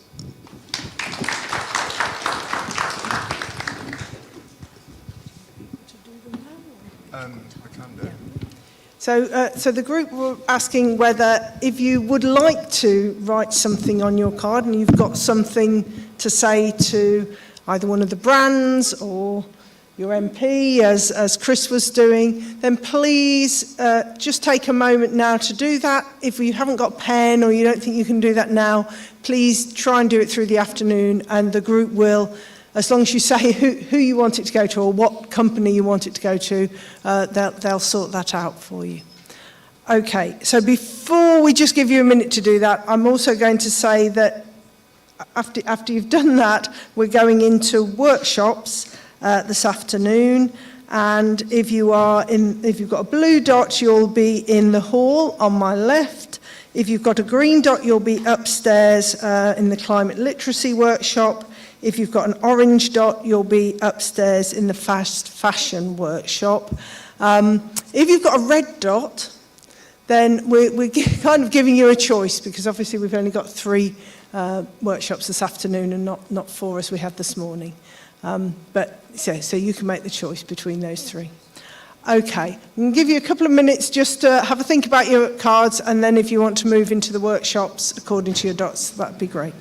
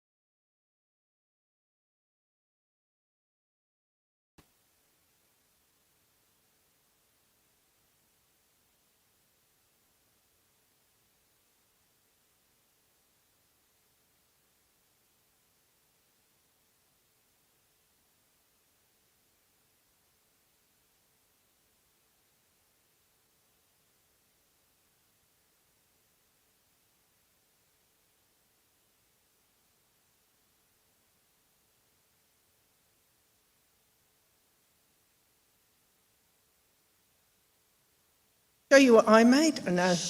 I made half of it and then they finished it off for me. But it's very lovely. I'm going to treasure it now.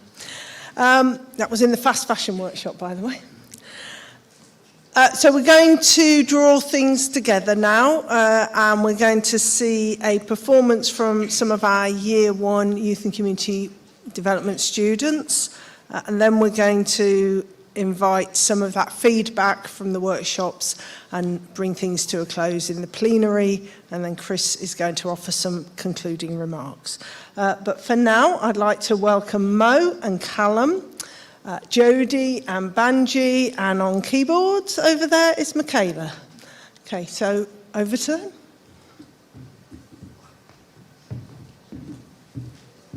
Yep.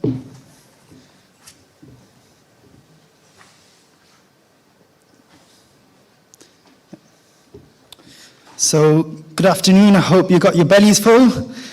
So, we're going to be talking about the devastation and how we actually pollute the world. Yeah, next slide, please. So, quick question, who actually recycles? Okay, that's actually, okay, so that's actually quite good. I think most people, well, 3/4 of the people actually say that they don't recycle, so that's actually pretty good that we do have that. Yeah. So, awareness. We are affected in many ways due to global warming, as will be shown in the movie.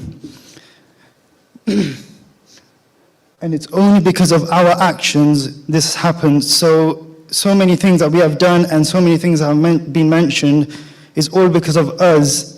And some people say that is because of other things and is because of the little ones, but sometimes it is because of the adults as well. So without further ado, we're going to be taking, I think, Callum, yeah? So let's pay attention.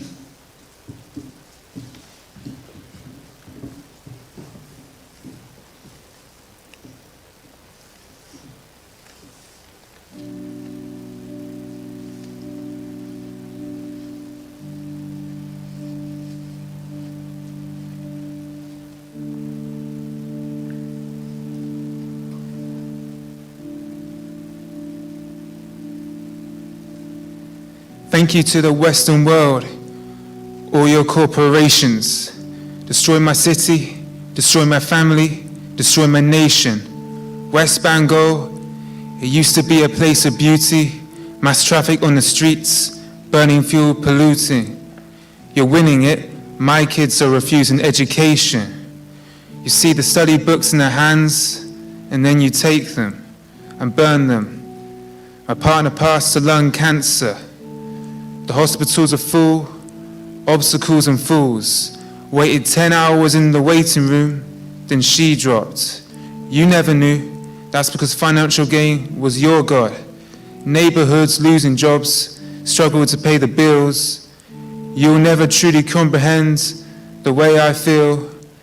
Cyclone took away my home, everything that I've known. My older brother migrated, facing life on my own.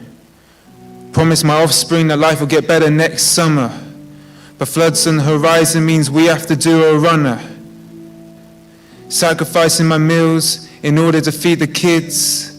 Low paid labor, society says we don't really exist.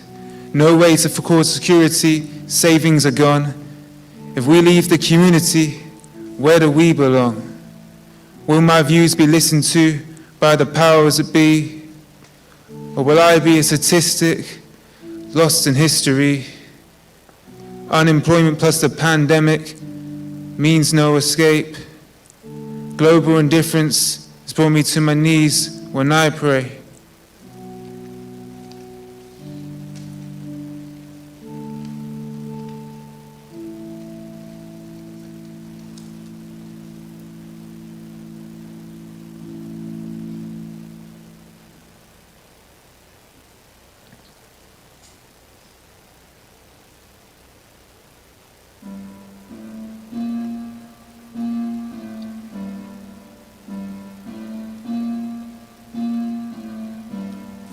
I have a dream for my kids to go to university before the world's temperature reaches the next degree.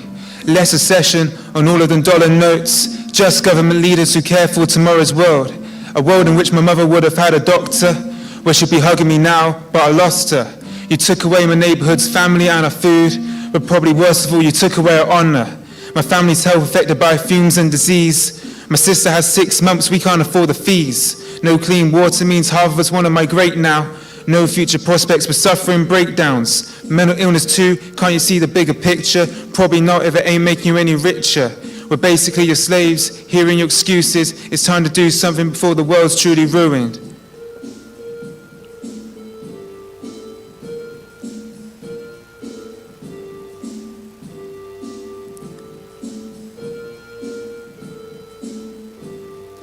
I don't want to know about COP26 Glasgow if you can't be bothered to take action to give me some hope.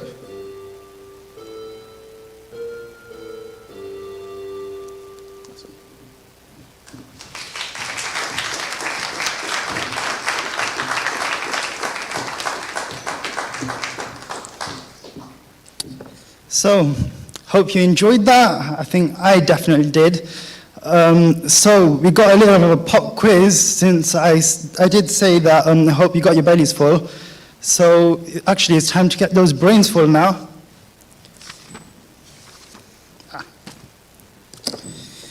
So, we're going to start off with an easy question. So, where is COP26 held? Is it A, Belfast, B, Cardiff, Leeds, C, or Glasgow, D? Anybody? Glasgow, I like it. Yeah, perfect. I think we should do 2 teams. Let's see. That side be that. So 1 point.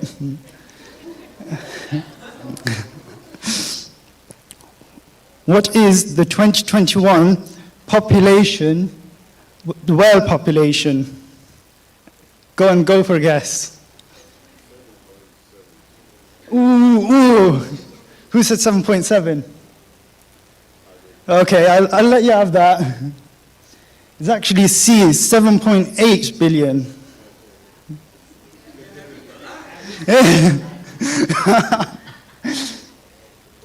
Okay, who likes cars? Yay. So, which car causes the most carbon emission? A Porsche, Aston Martin, Mercedes, or Land Rover? So who thinks it's a Porsche? Okay, that's good. Okay. Aston Martin. Okay, that's one. Mercedes. And Land Rover.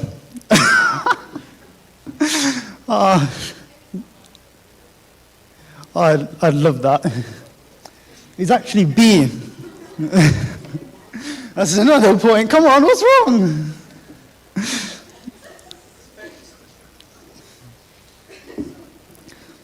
So, what year was BP founded? 1909, 1929, 1926, or 1902? Oh.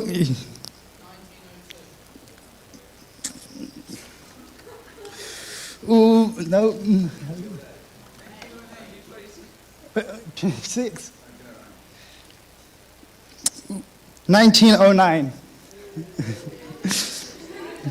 It was Shell was 1929, Esso was 1926, and Texaco was 1902.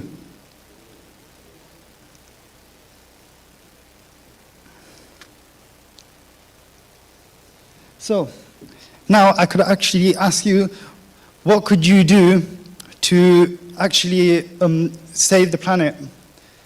So, anybody have any suggestions before yeah?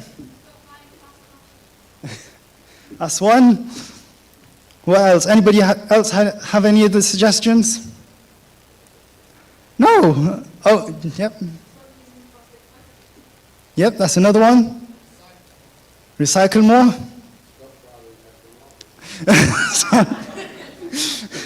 Damn, I was thinking of buying one. So, some of the things I've got is I like making paper aeroplanes, so whenever something comes in the post, I actually do that. And I bug my mom and my dad, so that's one way. So you can actually make jewelry. So I saw this on the internet, and I tried it, but it didn't look too good on me, unfortunately, so I had to recycle that as well. You can actually get the orange bags. So we have orange bags, and we ask for extras just in case of emergencies. You could jog, you could do some exercise. That's actually one way I actually like doing exercise. I wake up 6 o'clock in the morning to do a lovely exercise. Go on the treadmill, but I end up having a heavy breakfast. Or you could cycle to school. I think that's the most favorite. Although I can't cycle, I fall off a bike every time and I have no balance. But yeah, I think cycling's a good one. So, all I have to say is think about the world and it'll think about you. Thank you guys. Any questions? Oh, that's actually quite good, you know. I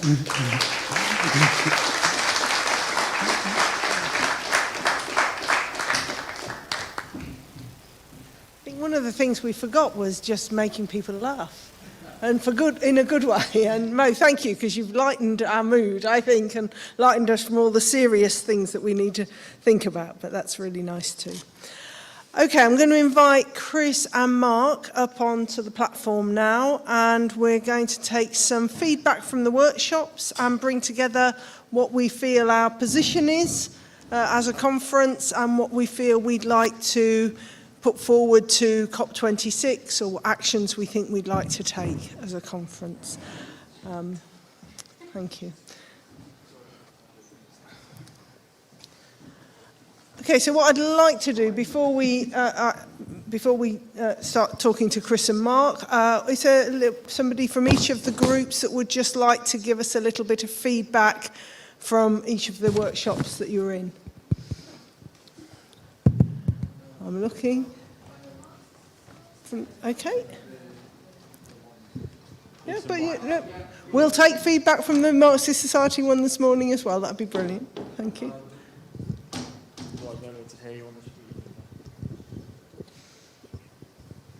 Can you hear me? Yep. Green group, which was carbon literacy. Thank you. Yeah, we learnt a few things about what countries are the biggest polluters per capita, and interesting how it's the most affected are also the ones that are emitting the least, and developed countries such as us are the ones that are polluting a lot. We learnt a bit about how whilst there definitely systemic change and organisational change needs to happen, learn a bit about how you can individually do some stuff, such as how much food it emits, mainly meat being one of the main ones. But yeah, interesting. Was there anything from that group that you felt was a message that you want us to take forward from conference, or something that you'd like us to really sort of focus on? Probably the main message for us as individuals: eat less meat. Yeah. Okay, thank you. I'm just going to ask Mark and Chris if you've got anything you'd like to comment on there, since these are the points that we may take forward from that. I suppose in terms of the meat, I think there's some interesting things around meat eating, and having not eaten any since 1979 or something, which is long before most of you were born, I'm sure. My daughter is a vegan, and Interestingly, I was talking to somebody earlier about this. She loves meat-tasting vegan food because she's never eaten chicken or beef before. And so just understanding how the different perspectives on what makes that type of diet attractive. I think the second point is, I wouldn't advocate anybody necessarily stopping to eat meat, but eat less, eat better. Yeah, I'd like to comment on the earlier part of what Robin was talking about there, when he talked about how it's the areas of the world that are least developed, and therefore the areas that have contributed least to global warming, that are going to be the ones that suffer most in terms of temperature increase. And I think when we look at these countries, we've got to bear in mind the fact that they're already crippled by debt. For every $1 trillion that goes to these countries in aid, $3 trillion comes back in the form of finance interest payments. You see, we talk about international aid, but a lot of international aid is actually gone in the form of loans, which has actually made things much more difficult for the developing world. And actually, the more they get loans, the more interest they've got to pay back, the worse it gets for them. And every time they get a loan from the International Monetary Fund or whatever, it comes with strings. They've got to conduct austerity. They've got to cut back in public spending. So the poor get hit again, time after time. Now in terms of COP26, we're talking in terms of the finance houses only making ethical investments. In other words, we're talking about loans again. And 70% of the aid that we've been given to developing countries to help them to cope with climate change has gone in the form of loans instead of grants. So yet again, we're penalising the very people who are struggling under this system. So it's vitally important that we change our whole outlook, our whole way of doing things. In terms of the issue about eating less meat, again, it's not simply about eating less meat. The issue is about the meat producers. The issue is about companies like McDonald's. The issue is about how they source the meat and how they destroy the Amazon rainforest to make way for cattle herds and so on and so forth. It's about them actually mass producing and producing more meat than actually is needed so that they can undercut competitors and make more profit by selling meat more cheaply.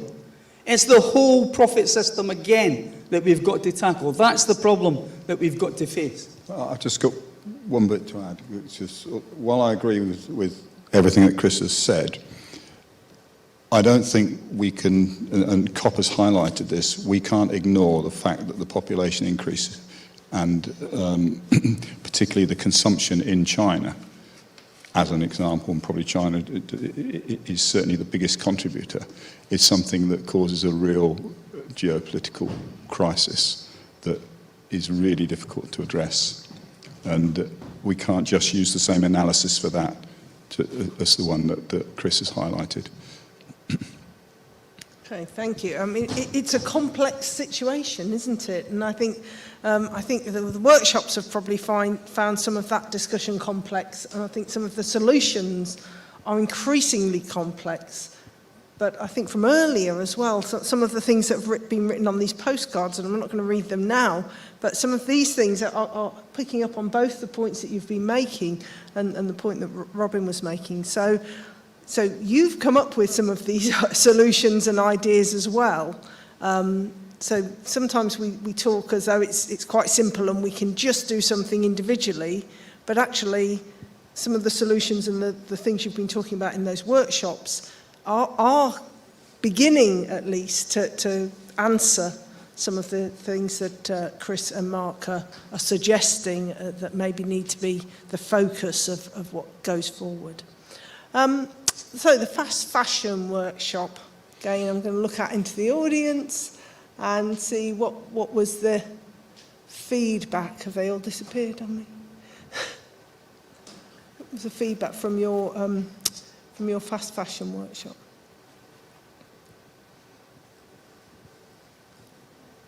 Who was in there?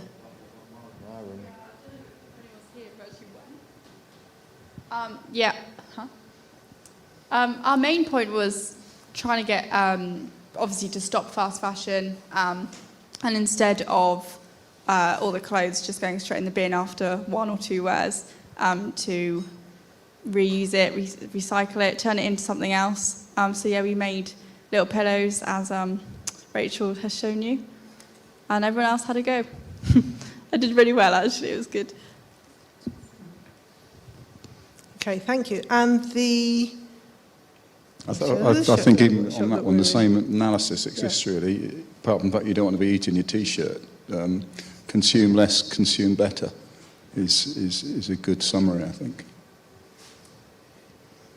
Okay, thank you. And the final workshop, where are you? Morton, I don't know if you allocated somebody in your workshop who was going to feed back? Or are you going to feed back from... You send it by mind to your mind now. All of us. Okay. It's in your mind now. Would somebody like to help me then get it out of my mind by telling me something? Okay, Mo. Hang on, wait for the mic, Mo, if you don't mind. Yeah, I think we learned a lot, because what happened was that I really liked some of the activities that were there, and having the doctor over there, it was actually quite fun. And having the M&Ms were actually pretty nice, because we got to eat them as well. Yeah, pills. There were supposed to be pills. I was expecting that. But yeah, it was really fun and interactive, so I really enjoyed it, because we weren't only talking about like the heart, but we were also talking about the brain and how they're both affected. So I really enjoyed it. So did you come up from that workshop with an idea of what you might want to take forward in terms of changing climate change and acting on this climate emergency? Yeah, I think it's just from now on, I think 2 steps before I do anything, even when it comes to recycling, think how I'm going to recycle it and when I'm going to recycle it. It's just going to be doing that more often compared to how I used to. Okay. Thank you. Any comments on that particular one before I pick up on the... Well, I think Morton's session really coincided with Peter's presentation this morning, to do with mindsets and to do with, the fact it's a bigger issue, but with both Morton and the presentation this morning, this movement from an emergency to emergence, and emergence coincides what you already talked about with regard to complex issues and complex systems. We're dealing with futures that we can anticipate, and it's by taking different mindsets and different stakeholders and understanding the issues that might emerge that's important, and of course drawing on the past. But the whole point, I think, of thinking about emergencies, we can't predict with any degree of certainty, so we need to avoid what is likely to be unsustainable rather than just targeting the things that might be sustainable. Okay, thank you. So at the risk of us being a talking shop, which we don't want to be, we talked about having this plenary and this time now to be able to decide what message we want to take forward, really. And I think part of that is probably responding to the statement that Chris presented earlier to the group. I mean, some of the words I've heard you using just have been something about systemic change, something about the profits, the system of profit, the system of capitalism, touching on geopolitics. It's not as simple as us just saying we're going to recycle something in our own kitchen and that's going to solve all the problems. Something that sits around economics, and what difference we can make to those what seem like almost insurmountable, perhaps not individual issues. And so what I'd like to do is I'd like to ask either Chris or Mark, or both of you, to give us your thoughts on where it sounds like we're at now in terms of taking things forward, and then invite any other inputs from the audience about what you'd like to take forward in terms of actual action, sort of climate activism, if you like. What do you see yourself as taking forward?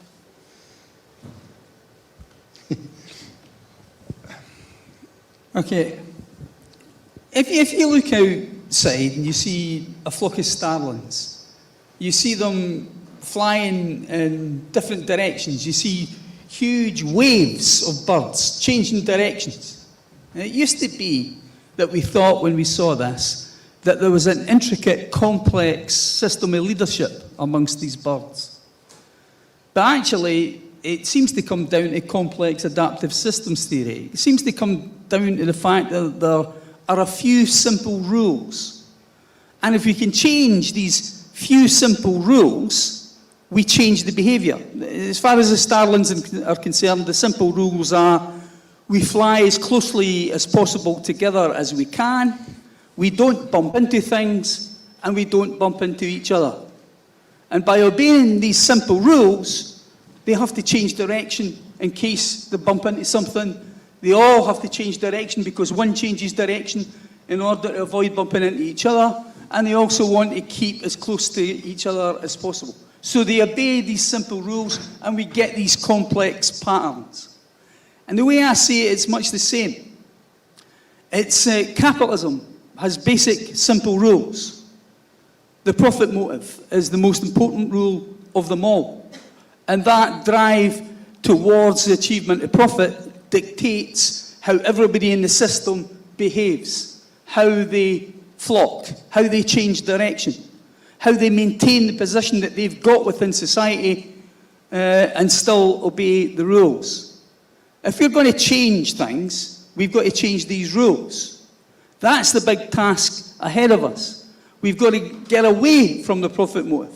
Mark mentioned China.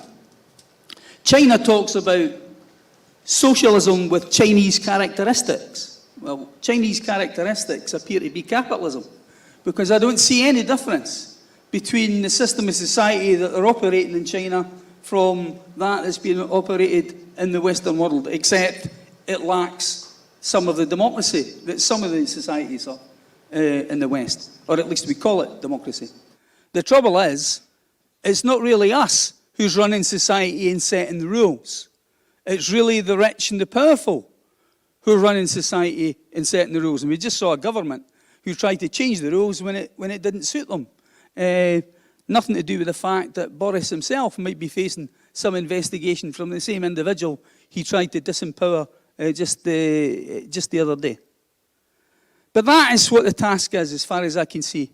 It's about taking the rule changing away from the ruling class, away from the rich, away from the corporations, and putting the decision making in the hands of ordinary people. It's us, it's you and me, it's our future. It's my 6 children and my 7 grandchildren who are the future. And decisions should be taken by them on their behalf and in their interests, instead of just for the rich. So we've got to come up with some way of changing the rule making. Ask the audience. This is your chance to respond or ask or make a comment about that, because I think you're absolutely right, Chris. But the question remains, so what do we do in order to move towards that situation? I think we've got a question down there or a comment down there. You ask something about sending a message. And I'm a little bit confused who's going to receive that message. And I think that's important to know before we go further in this discussion, because the answer to your question is very much depending on who is this message for.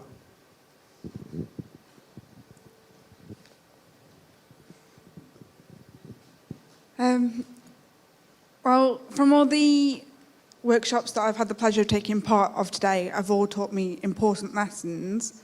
And the message that I've got as a whole from all of them is a message to myself and my generation, but very much my fellow classmates as a potential future youth worker, is that we need to change our own mindsets before we can influence anybody else's.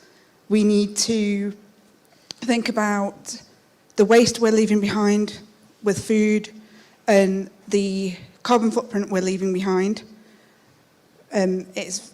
It was very big shock thinking about where things are coming from. We need to think about how we plan things, changing how we think, plan ahead, and think about how you want to achieve your goals, but have creativity and imagination about it. Don't limit yourself. And from the first workshop we did with Chris, is that we all have a say in change. If we have the mindset of capitalism's the way it is, we can't change it, we're never going to change it. So is that your answer to the question about who's the message for, Jodie? Yeah, the message is for you're all- saying that the message is for yourselves? Myself and probably my generation. And your generation. Very animated hand over on the left.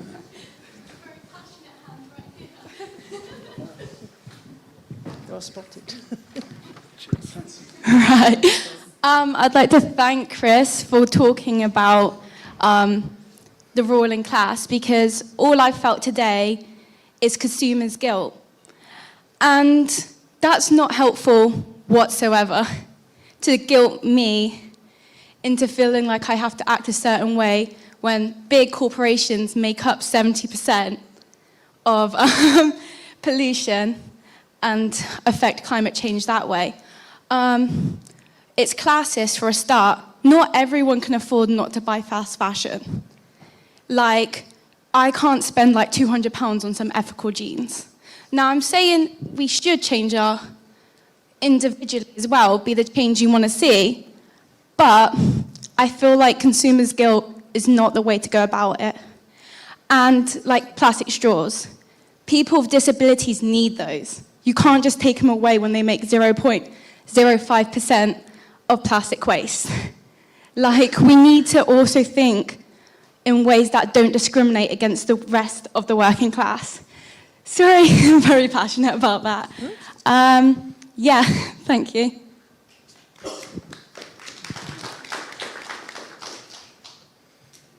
So my question is the same question that was asked down here then. That's a message. Who is that message for?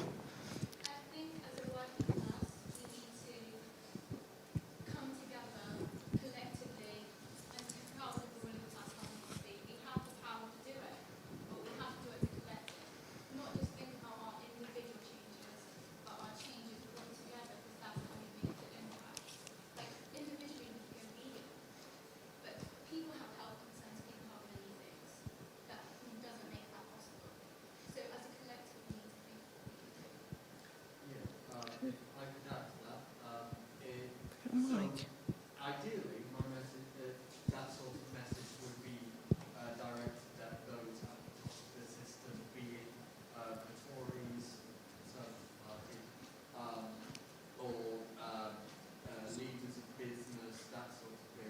But I very much doubt any of them would be at all connected to us, and very unlikely that they'd make any sort of change. So, as I'd probably say, like, the main people who we need to get this message across is to our fellow workers. So as we can organise together, found proper unions, and actually try and push for our change ourselves. The workers hold a massive amount of power, and once they're organised together, we can use that power, such as via strikes, industrial action, whatever, to try and get that, get at least these concessions towards us implemented. Yeah. Thank you. Another question.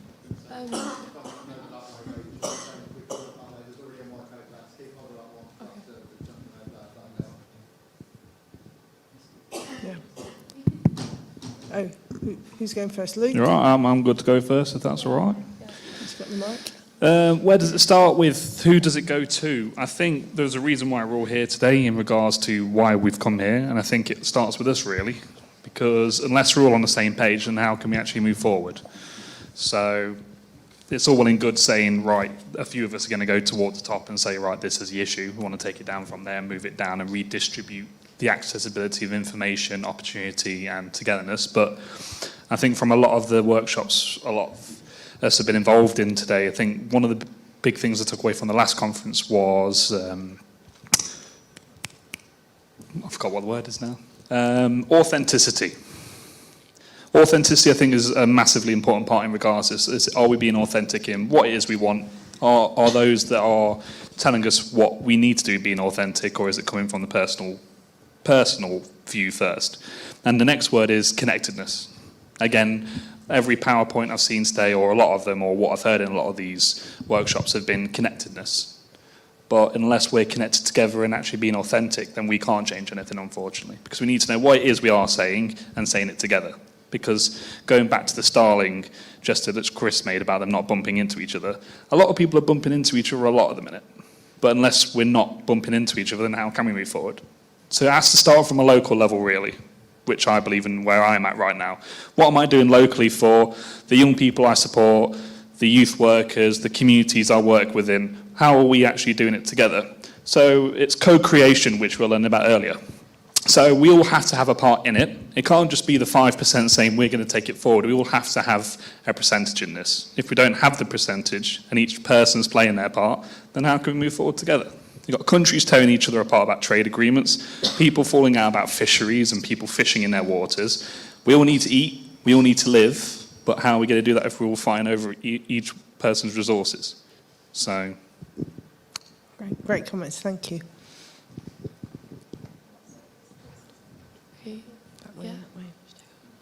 Hi. I completely get what you're saying because that was my opinion like 6 months ago. But my opinion has really changed because like some people were saying, why is Jeff Bezos rich? And they were like, he should distribute his wealth. But these people were the ones that had Amazon Prime memberships. And I get that 10 corporations are the reason that the wealth is unsustainable, but they are because we buy from them. And I realize that the big people, all they care about is money. And we're the consumers. So if we actually stop buying fast fashion and stuff like that, they'll have to change. At the moment, all they care about is the wealth. And yeah, I wish they would change, but how are we going to get them to change? Oh, by affecting their profits. As soon as their profit they're affected, they're like, okay, I need to change. They won't do it because they care, because they don't. They just don't care. They're probably find somewhere in space to live if the world burns down, but we won't have that. So that's my opinion. And also, I'm really glad there's so many people here today that I've never met, and I'm a fashion design student. Also, I was going to say, you're saying it's less affordable, right, to like not buy fast fashion, and I completely agree. And I have loads of friends who still buy fast fashion, but after all I said to them, they still buy it, and they said I can't afford it, but they're still buying 2-3 pairs of clothes every week. And I'm saying, yeah, you can't buy fast fashion, but I haven't bought fast fashion for 2 years. I am a fashion design student, so I can make my own clothes, but I do buy at vintage charity shops. And I actually make clothes for my friends now too, which they buy off me. So there's loads of fashion students who are working part-time jobs, like in retail and stuff like that. But what about if like everyone here who doesn't want to buy fast fashion buys from them? We'll actually make a living doing sustainable stuff, and you guys can like not buy fast fashion too. And also, I'm really glad everyone's here today, and I've never met anyone. So we literally just created a group chat like 5 minutes ago, because like I didn't hear about this till yesterday. So if everyone wants to join, it will have like a QR code at the end, and then whenever the sustainability events, like put it on there, because I just heard about this yesterday, and I'm sure you guys have been planning it for months and months and months. And like we're also building an allotment on campus and a dye garden, but I'm not sure who's heard of that. But yeah, we're building an allotment in March next year. So if anyone wants to volunteer for that, just like join the group chat and we'll say it on there. Okay. That's excellent, thank you. What we will do is we'll make sure that where you've got things like that, we'll make sure that out to the delegate list we can send things like that those bits of information you've just given, so that people are at least aware. So thank you for that. Neil. Hello. So we have a bit of a problem in that the elite don't like change. they're in a pretty good position at the moment in that they're controlling pretty much everything that we do in terms of policies and political. And so why would they listen to anybody to change anything? They're quite comfortable with this situation and maintaining the status quo. So the message has to go to the people, who vote for Tories, to the people that don't vote at all, and to get a decent alternative party in place that can actually tackle Tory corruption. So the message has to go to the people who don't vote. Yes, they need to vote. There needs to be a decent message to say this is the alternative way that we need to take, and we need to vote the Tories out of government. Simple as that. But also, then we have to have that effective, different government as well, and to have that will help change. But I think the message has got to come from the grassroots up, and get people voting that don't normally vote. I think it's a really good point, isn't it, that we can listen to ideas about fast fashion and what we can do individually, but actually there is something that we can do politically as well. Yeah, and we all have a vote. There's a block at the moment. We can talk and we can get fantastic ideas, but then there's that wall, isn't there, that you meet when you try and effect change. So, we've got to effect change by getting somebody else in government who can deliver what we need to make this world a better place. Maybe some of the people in the audience. Indeed. There are more comments here, yes.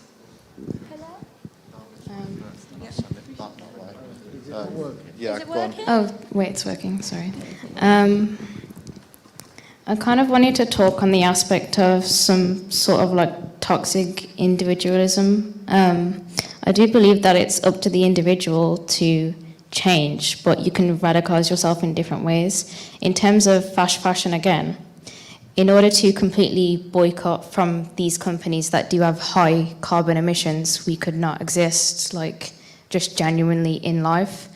In the presentation I gave earlier, the picture of all the logos, companies and brands, they are all owned by these massive capitalists with huge carbon emissions. And everything we buy, UK supermarkets, the things we're wearing right now, 90% they could be produced in some sort of fast fashion element. There are sweatshops across the UK, across the world. And even in federal documents like MPs, presidents from the 1960s, they knew that the world was going to be a code red. They knew that the world was coming close to an end because of this climate crisis. And I feel like, even statistically, metal straws, veganism, things like that, it's the result of modern day propaganda, believing that it is our fault. But in order to exist, we need to buy from these companies. Everything is connected. And just born into the world, we have everything we need through nature. We have the sun, we have the rainforests. They provide everything we need, and they're a massive source of power. We are able to live sustainably from that. But capitalism, they want cheaper, quicker sources of energy for their own profit, and they domesticated us, taking everything that was already here, everything we already need to survive and live in a sustainable world, and saying, you need to pay for that. We could have a sustainable planet with endless energy, but big corporations that are led by capitalists will not let this earth live to its own potential. And we need to look at how we can take this power away from the ruling class. Why do billionaires exist when children can't afford to eat? We need to look at the main source problem instead of other alternatives and stop being a product of what this society tells us and this conditioning, and we need to refuse to be a slave to what they tell us. Thank you. Thank you. Jodie, and then, can I see a hand down there? Yeah. So Jodie first. Jodie was first, I think. And then, have you got a mic for Jodie first? I was going to say. Whereas I appreciate that, yes, those of us who can vote should vote, but it's not right in saying, oh, just vote someone else in, when I think that one of the main issues is no matter who's in power, they are never held to what their promises are. They never fulfill everything they say in their statements. They go back on them and they're never held accountable. So maybe we as the people need to hold them accountable and say, wait a minute, we were not given what we were promised. This is wrong. Thanks, Jodie. This lady over here. Yeah? Yes. Oh, okay. Two things. First of all, I want to say that a big German corporation with a private owner, he got a message from his grandchild about things that that grandchild didn't like about his big business. And that moment, he changed his mind about things in the business that was, if it was given by us, it would never happen. So part of this is our grandchildren, or the big corporations' grandchildren, they have bigger influence than many others, if we keep that as an example. And then I have heard a couple of people say that we will probably not be able to bring this message to a higher politician or whatever. And that's only true if we keep that mind or that idea. We can open the door to everyone in the world. You just need to find the door or the way to open that door. And I know that as a possibility. You just have to hold on to it is possible to open every door. I remember somebody said, we cannot get those politicians in. Of course you can. You just need to find the way. Mm-hmm. That. Yes. No, she's got. That's all right. I'm watching the mics go around the room. Okay, thank you. Thanks for that, Mark. Hi. So throughout the course of this discussion, we've heard a lot of different statistics and thought processes running around, and it's really good to hear those things, but I think we need to be so aware of the power that they have. For me, when I hear a statistic, particularly that one about 70%, I know it's true, but my head goes to the other 30% there, because that's a substantial amount. So I don't know if it's possible, but as a result of this, I'm thinking maybe post-conference, is there any way that we could have a space to share those facts? Because straight away my brain goes to, where's your source? Where's the fact? Because I think that, I don't want to go back to yours because you've got a point, but when I'm told 70%, I think that there is a type of thinker who goes, okay, the other 30% doesn't matter.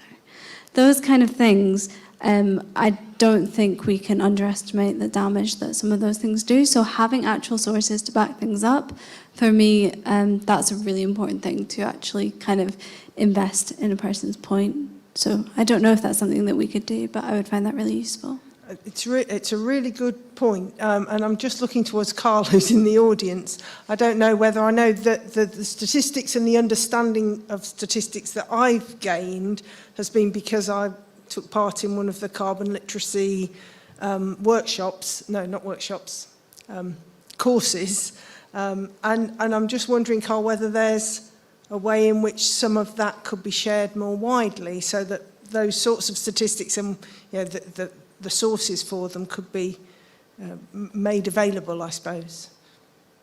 I can give a shout out to the next carbon literacy training if people would like to come along to that. If you follow us on our social media, we are Sustainable DMU, Facebook, Twitter, Instagram and TikTok. So on there you'll find out details of the next carbon literacy training session.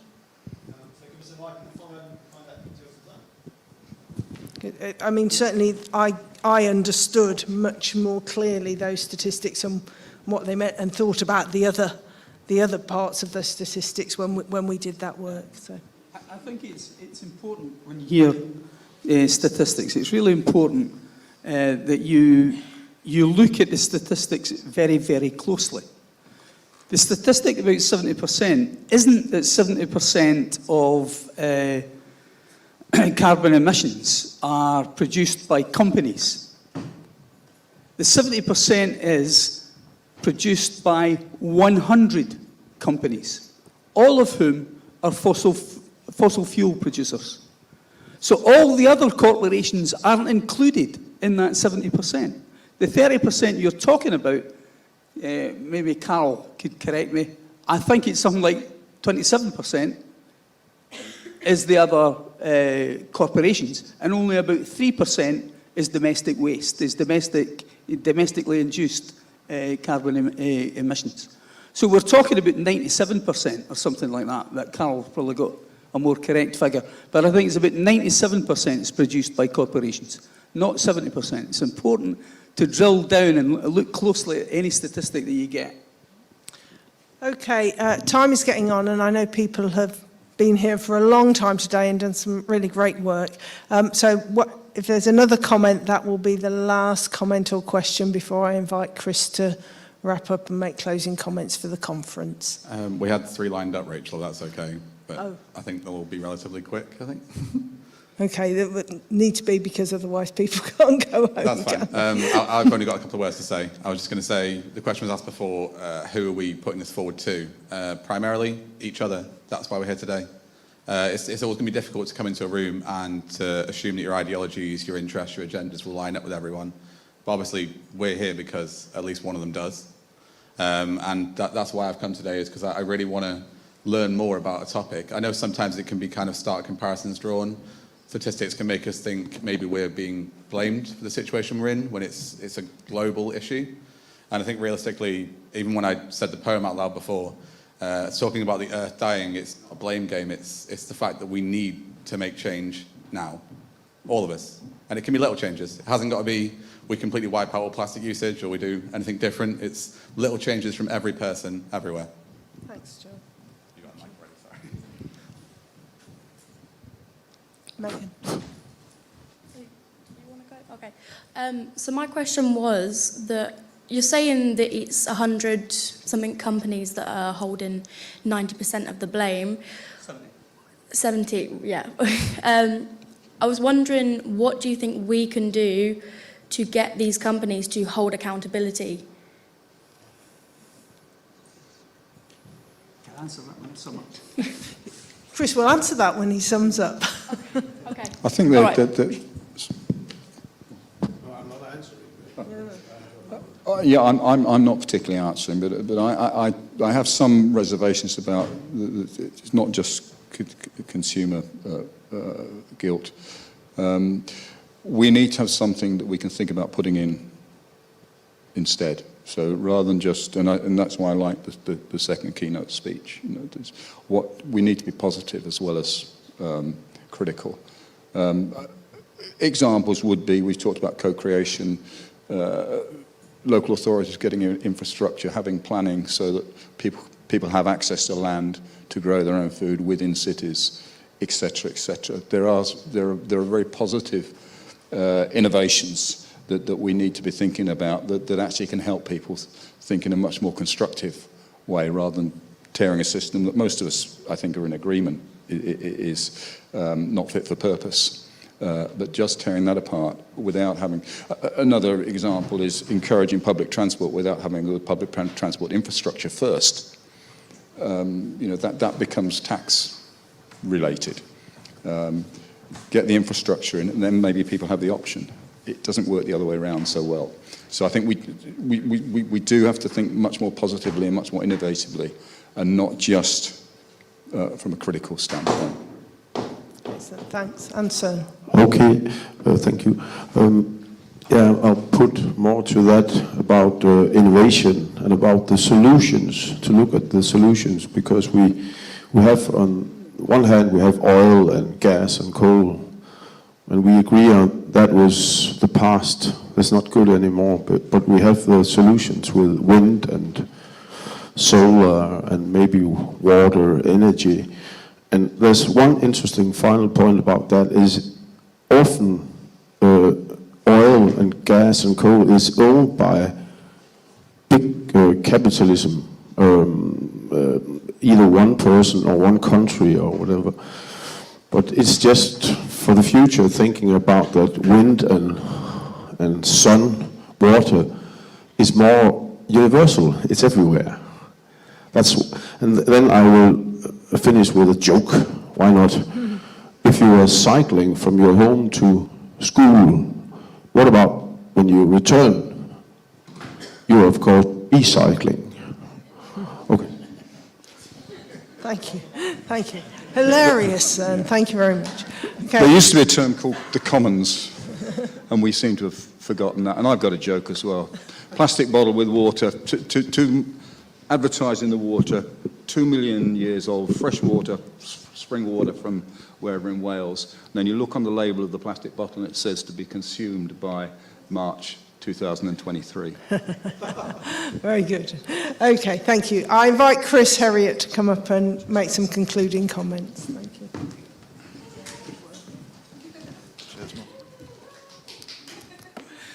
Well, ladies and gentlemen, I think it's been a really good event. I've been really pleased by the discussion and the debate. I've been really pleased by the contributions that have been made, and I'd like to thank Martin High School for the educational input, which I think was tremendous from those school children. Focus Youth Group for their contribution. I'd like to thank everybody who's contributed, in particular the Danes, of course. We've had Peter Engberg, we've had Morton Toft, and we've had Søren Neffler, all contributing in their own distinct fashion. And it's all helped with the richness of this event. And of course, there is no event unless there's discussion, and discussion also means disagreement. But our disagreements have only been around the way forward. They've not been disagreements about the problem and the issue. And it's always good to have your ideas tested in a forum like this. And of course, none of that would be possible, by the way, had it not been for Katie Lewis and her team who've put together this wonderful location for us, and Mark and his team who helped us with the sound, with the lighting, with the live streaming and all the technical aspects. And I'd like to thank the caterers for a wonderful spread that they've put on. I'd like to thank absolutely everybody, and I'm not going to be able to remember everybody. Rachel Rounsfield, of course, without whom this event would not be possible. And of course, Sue Westwood and Julie Flett, who have also helped with the running of this whole event. I'd really like to thank the Marxist Society, who brought a very particular political outlook to this event, and I think strengthened the occasion for it. So I think it's been a really, really good event, one that I've been proud to be associated with, but it can't finish here. Somebody said, how are you going to tackle things if it's 100 companies who are responsible for 70% of the pollution, 70% of the greenhouse gas emissions? How are you going to be able to tackle the problem if it's the ruling elite and they hold all the power? And we've heard arguments that what we've got to do is be the change that we want to see in the world. And that's absolutely correct, but it's only one part of the equation. If the majority of the problem is being caused by corporations and corporate activity, we're not going to do it, we're not going to change it simply by changing mindsets. I mean, I don't know who their grandchildren are to write to get their grandchildren to put pressure on their grandparents to change corporate activity. I'm not sure every grandparent in that position would listen. You know, it was many, many years ago, decades ago, the Victorian era, when we abolished child labour. Only we didn't. All we did was export it to other countries. We, many, many years ago, abolished slavery, except we didn't. At the time of the transatlantic slave trade, there was 12 million Africans displaced. 12 million in the whole 400 years of the transatlantic slave trade. Today, at this moment in time, There are 46 million slaves in the world. Capitalism has gone full circle and relying once again on slavery. 3 years ago, we had a conference at this university where we had Caroline Hockey, a government advisor, the chair of the government's Modern Slavery Committee. And Caroline Hockey explained how every single institution, every single office block or university or school or hospital or factory that has outsourced its cleaning services is probably using slave labour. Every single nail bar, every massage parlour in the United Kingdom is probably using slave labour right now. That's a government advisor who told us that. That is her view of where we stand in this world. And you are asking me to put my trust in corporate directors to make this world a better place. We've seen Bezos and Musk and Branson, self-made millionaires, they tell me, like Virgin Health. You all remember, of course, when Richard Branson used to push the trolleys in the hospital ward. You'll remember when he injected the patients or when he cleaned the bedpans. No, neither do I, because it never happened. Richard Branson has never got rich through his hard work. It's been the hard work of other people. Do you really believe that people whose whole career has been based on the exploitation of others is going to step up to the plate and reduce their profits for the benefit of humankind? They've not done it up to now. We've waited 250 years for capitalism to be nice, and it ain't happened. And it's not likely to happen now. I believe that we've got to be the change we want to see in the world. I believe that we as individuals have got to step up to the plate. But in doing so, we have to do it fully recognising that that change is minuscule. Washing out our yogurt pot and putting it in the recycling is not going to keep temperatures down to 1.5 degrees Celsius. It's not going to happen. It's only corporations, it's only business who can make the difference. We recycle. We make the difference in our lives in order to build the consensus, in order to build the movement, to put pressure on business, to put pressure on the ruling class, to put pressure on governments. And it's this mass movement of people coming together that will make the difference. That's what we've got to do. And that's why I hope that this isn't the be-all and end-all of this movement as far as this conference is concerned.